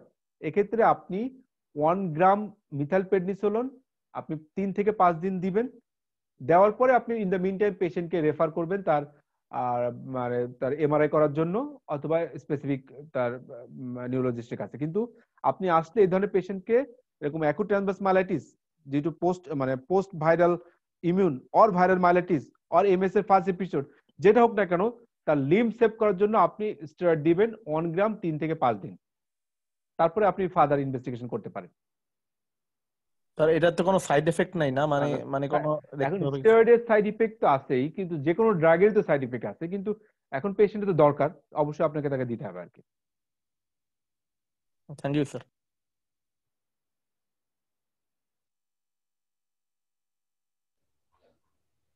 আসসালামু আলাইকুম স্যার। ওয়ালাইকুম আসসালাম। জি স্যার অনেক অনেক ধন্যবাদ এত সুন্দর মানে কেস প্রেজেন্টেশনের মাধ্যমে আমাদেরকে অনেক নিউরোলজিক্যাল অনেক ডিজিজ বোঝানোর জন্য। স্যার আমার একটা কোয়েশ্চেন ছিল, স্যার আমরা অনেক সময় অনেক পেশেন্ট পেয়ে থাকি সেটা যে তাদের কমন মানে এটাই কমন অনেক যে বলে আয়েশা বলতেছে যে তার পায়ে হঠাৎ করে মানে রক্ত টানা মারে। স্যার ওই এটা অনেক কমন পেশেন্টে পাওয়া যায় যে তারা বলতেছে যে অনেক রক্ত টানা মারে। সেক্ষেত্রে স্যার এটা আমরা কি মানে অনেক দেখা যায় অনেক টেস্ট করার পরে সেটা অনেক মানে আমরা আইডেন্টিফাই করতে পারি না, সেটা আমরা স্যার কি বলতে পারি মানে ওই এটার কোনো ট্রামা আছে কি যে ওটা আচ্ছা, এমনি এরকম? মানে এটা হলো মাসেল ক্রাম্প। তো মাসেল ক্রাম্প কিন্তু one of the symptoms of myelopathy. আমরা জানি মাসেল ক্রাম্প কিন্তু মাইলোপ্যাথি একটা সিমটম। তো মাসেল একটা গ্রুপ অফ মাসেল যখন ইনভলভমেন্ট হয়, আমরা এটাকে মায়োকাইমিয়া বলি অনেক সময়। This myokymia is a features of myelopathy. তো এর সাথে যদি আদার অ্যাসোসিয়েটেড ফিচার থাকে, যেমন ফ্যাসিকুলেশন যদি থাকে, মাসেল অস্টিং থাকে, জার্কস গুলো বেশি থাকে, সেক্ষেত্রে আমি বলতে পারি এটা মানে তার আদার কোনো মানে খারাপ pathology. Otherwise simple muscle cramp, শুধুমাত্র মাসেল ক্রাম্প, সেটা হতে পারে ডিউ টু ভিটামিন মানে D deficiency or restless leg syndrome or calcium deficiency, যে কোনো কারণে হতে পারে। সুতরাং আপনাকে অবশ্যই দেখতে হবে তার কোনো আদার কোনো নিউরোলজিক্যাল ফিচার আছে কি নাই। যদি আদার কোনো নিউরোলজিক্যাল ফিচার না থাকে, তাহলে আপনি এটা বলতে পারেন সিম্পল মাসেল ক্রাম্প। আবার কিছু কিছু ক্ষেত্রে আমি একটা কয়েকটা পেশেন্ট আমি পেয়েছি যে severe muscle cramp with fasciculation, এটাকে বলে benign cramp fasciculation syndrome, benign cramp fasciculation syndrome. এবং এক্ষেত্রে চয়েস অফ ড্রাগ কিন্তু আপনি যে ড্যান্ট্রোলিন দিই আমরা, ড্যান্ট্রোলিনটা এক্ষেত্রে চয়েস অফ ড্রাগ। আর যদি পেশেন্ট ভিটামিন ডি ডেফিসিয়েন্সি হয়, সেক্ষেত্রে আপনি ভিটামিন ডি সাপ্লিমেন্টেশন দিবেন। আর যদি নিউরোলজিক্যাল ফিচার থাকে, সেক্ষেত্রে অবশ্যই আপনাকে মায়োপ্যাথি যে সমস্ত কজ যেগুলো আছে সেই কজগুলো আমরা ইভালুয়েট করতে হবে। স্যার তাদের কমপ্লেন্টে এরকম থাকে যে যখন স্যার রক্ত টানা মারে, রক্ত কিছুক্ষণ থাকে, তারপরে যখন আমরা হাঁটতে যাই দেখা যায় পায়ে অনেক একটা পেইন হয়। এটা আসলে খুব কমন একটা মাসেল ক্রাম্প। এটা মাসেল ক্রাম্প একটা মাসেল অ্যালাইনমেন্টের প্রবলেমের কারণে, ইউজুয়ালি ভিটামিন ডি ডেফিসিয়েন্সি বা আদার অন্য মেটাবলিক কারণে এটা ইউজুয়ালি হয়, বা হাইপোক্সিয়া থেকে হতে পারে, বা দেখা যাচ্ছে অনেক সময় দেখা যাচ্ছে পেশেন্ট হাঁটা চলা করে বেশি, সেটার কারণে হতে পারে, বা পেশেন্টের পায়ের পজিশনের কারণে হতে পারে। সুতরাং এটা মোস্ট অফ দ্য কেস 99% হচ্ছে বিনাইন কজ, এবং এগুলো মানে অন সাপোর্টিভ ট্রিটমেন্টে পেশেন্ট ভালো হয় আর কি। আরেকটা কোয়েশ্চেন ছিল স্যার, যেটা দেখা যায় অনেক ফিমেল পেশেন্ট বা মেল পেশেন্ট পাওয়া যায়, স্যার বলে যে রাত্রে তাদের হাত গুলা কেমন মানে হাত পায়ের যে স্যার টো আর নেল গুলো স্যার খুব বেঁকে আসে, কিন্তু যখন তারা একটু মেসেজ করে তখন দেখা যায় আবার সেটা ভালো হয়ে যায়। সেটা কি স্যার মিডিয়ান নার্ভ ইনজুরি হওয়ার জন্য এরকম হতে পারে? না, এমনি যে ফিমেল পেশেন্ট গুলো ইউজুয়ালি অনেক সময় রাতের বেলা হাত ঝিনঝিন চিনচিন করে বলে, এটা অনেক সময় কার্পাল টানেল সিনড্রোমে খুব কমন একটা সিমটম, যে ইনিশিয়াল সিমটম যে রাতের বেলা শোয়ার সময় তার হাতটা চিনচিন ঝিনঝিন করে আর কি। কিন্তু পায়ে বেঁকে আসে, এগুলো আসলে কিছু মানে এক্সট্রা সিমটম অনেকে বলে আর কি। কিন্তু যদি হাত এরকম ডান হাত বা বাম হাত স্পেসিফিক মিডিয়ান নাম প্যাটার্নে যদি এরকম চিনচিন ঝিনঝিন করে অবশ্যই আসে, তাহলে it is most likely carpal tunnel syndrome. সেক্ষেত্রে আমরা কিছু মেডিকেল ম্যানেজমেন্ট দিই, স্প্লিন ব্যবহার করতে বলি, ইভেন ইন্টারন্যাশনাল স্টেরয়েড আমরা দিতে পারি। স্যার আরেকটা কোশ্চেন করতেছি স্যার, সেটা স্যার বই পুস্তকে স্যার আমরা পড়ি স্যার সেরেব্রাল কিছু কারণেও প্যারাপ্যারালিসিস হতে পারে। স্যার এক্ষেত্রে কি স্যার ওই সেরেব্রাল কারণে যদি প্যারাপ্যারালিসিস হয়, তাহলে কি স্যার বাউল ব্লাডার ইনভলভমেন্ট হবে? আর স্যার এটা স্যার বাংলাদেশ এটার স্যার প্রিভ্যালেন্স কিরকম, মানে স্যার কখন চিন্তা করব? আমরা তো কজগুলো বললাম যে যদি ভেনাস সাইনাস থ্রম্বোসিস হয়, সেক্ষেত্রে আদার অ্যাসোসিয়েটেড ফিচার থাকবে। যদি পেশেন্টের হেডেক থাকবে, কনভালশন থাকবে, তার একটা হাইপারকগুলেট স্টেটের হিস্ট্রি থাকবে। তো এই ক্ষেত্রে পেশেন্টের মানে অ্যাসোসিয়েটেড সিমটম দেখে আপনি বুঝতে পারবেন দ্য সেরিব্রাল কজ। আর এই সমস্ত পেশেন্টে আমরা তো বললাম যে বাউল ব্লাড ইনভলভমেন্ট কিন্তু হচ্ছে লং টাইম, একেবারে মানে প্যারাইটাল লোবে যে প্যারাসেন্টাল লোবিউলের যে মিক্সুলেশন সেন্টার বা বাউল সেন্টার আছে, ওখান থেকে শুরু করে একেবারে স্যাক্রাল কক্সিজিয়াল পর্যন্ত কিন্তু যে কোনো জায়গায় লেশন হলে কিন্তু বাউল ব্লাড ইনভলভমেন্ট হতে পারে। সুতরাং উপরে লেশন হলেও কিন্তু বাউল ব্লাড ইনভলভমেন্ট হতে পারে। জি sir, thank you sir. Sir একটা কোশ্চেন স্যার, মানে অনেক সময় স্যার আউটডোরে পেশেন্টরা আসে স্যার বলে যে সিভিয়ার নেকে আর কি ঘাড় ব্যথা বলে, কিন্তু স্যার ওই এক্সরে যে করে এক্সরেতে আসে ডিজেনারেটিভ চেঞ্জ, এগুলো পেশেন্টের স্যার ম্যানেজমেন্ট কি রকম হবে? আচ্ছা, এটা আসলে যেরকম নেক পেইন বা লোকালাইজড এরকম পেইনের একটা অন্যতম কারণ হচ্ছে দেখা যাচ্ছে কিছু মাসেল স্পাজমের কারণে পেইন হতে পারে, অথবা দেখা যাচ্ছে কিছু আর্লি ডিজেনারেটিভ সার্ভাইকাল স্পন্ডিলোসিস কারণে পেইন হতে পারে। এক্ষেত্রে যদি পেশেন্টের কোনো মানে রেডিকুলার পেইন যদি না থাকে, পেশেন্টের কোনো মাসেল অস্টিং যদি না থাকে, কোনো সেন্সরি ইম্পেয়ারমেন্ট যদি না থাকে, জার্স গুলো যদি ইনট্যাক্ট থাকে, তাহলে শুধুমাত্র আপনি সাপোর্টিভ ম্যানেজমেন্ট দিতে পারেন। এবং কোনো মাইলোপ্যাথি ফিচার যদি না থাকে, সাপোর্টিভ ম্যানেজমেন্ট, তার নেকটাকে একটু রেস্ট রাখতে হবে, তো নেকের এক্সারসাইজ করবে, আপনি পেইন কিলার দিতে পারেন, মাসেল রিল্যাক্সেন্ট দিতে পারেন, প্রিগাবালিন দিতে পারেন, আর সাথে একটা অ্যামিডিপটালিন অথবা ডুলোক্সিটিন যে কোনো একটা দিতে পারেন। এবং এই পেশেন্টগুলোতে ফিজিওথেরাপি যে সমস্ত কিছু ব্যায়াম আছে ওগুলো করতে পারে, হাইড্রোথেরাপি এগুলো নিতে পারে আর কি। মোস্ট অফ দ্য কেস কিন্তু এগুলো ভালো হয়ে যায়। যদি পেশেন্টের মাইলোপ্যাথি বা রেডিকুলোপ্যাথি ফিচার না থাকে, তাহলে সিম্পল এই সমস্ত মেজারে কিন্তু পেশেন্ট ভালো হয়ে যায়। Thank you sir.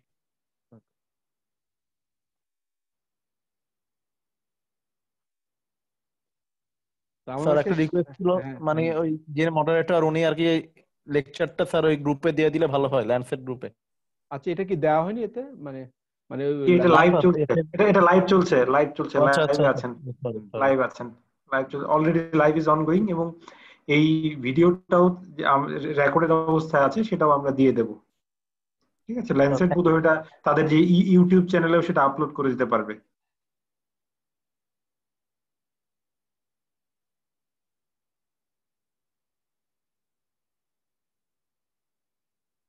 তো আমরা শেষ করতে পারি, আমাদের অনেক রাত হয়ে গেছে। আমি আসলে আজকে অনেক বেশি ব্যস্ত ছিলাম, আমি আজকে প্রেজেন্টেশন করতে পারবো কিনা আমি খুব সন্দেহ ছিলাম। তো thank you very much. Thank you very much sir, আপনার গুরুত্বপূর্ণ এবং অনেক ইনফরমেটিভ প্রেজেন্টেশনের জন্য। Thank you sir. ওয়েলকাম।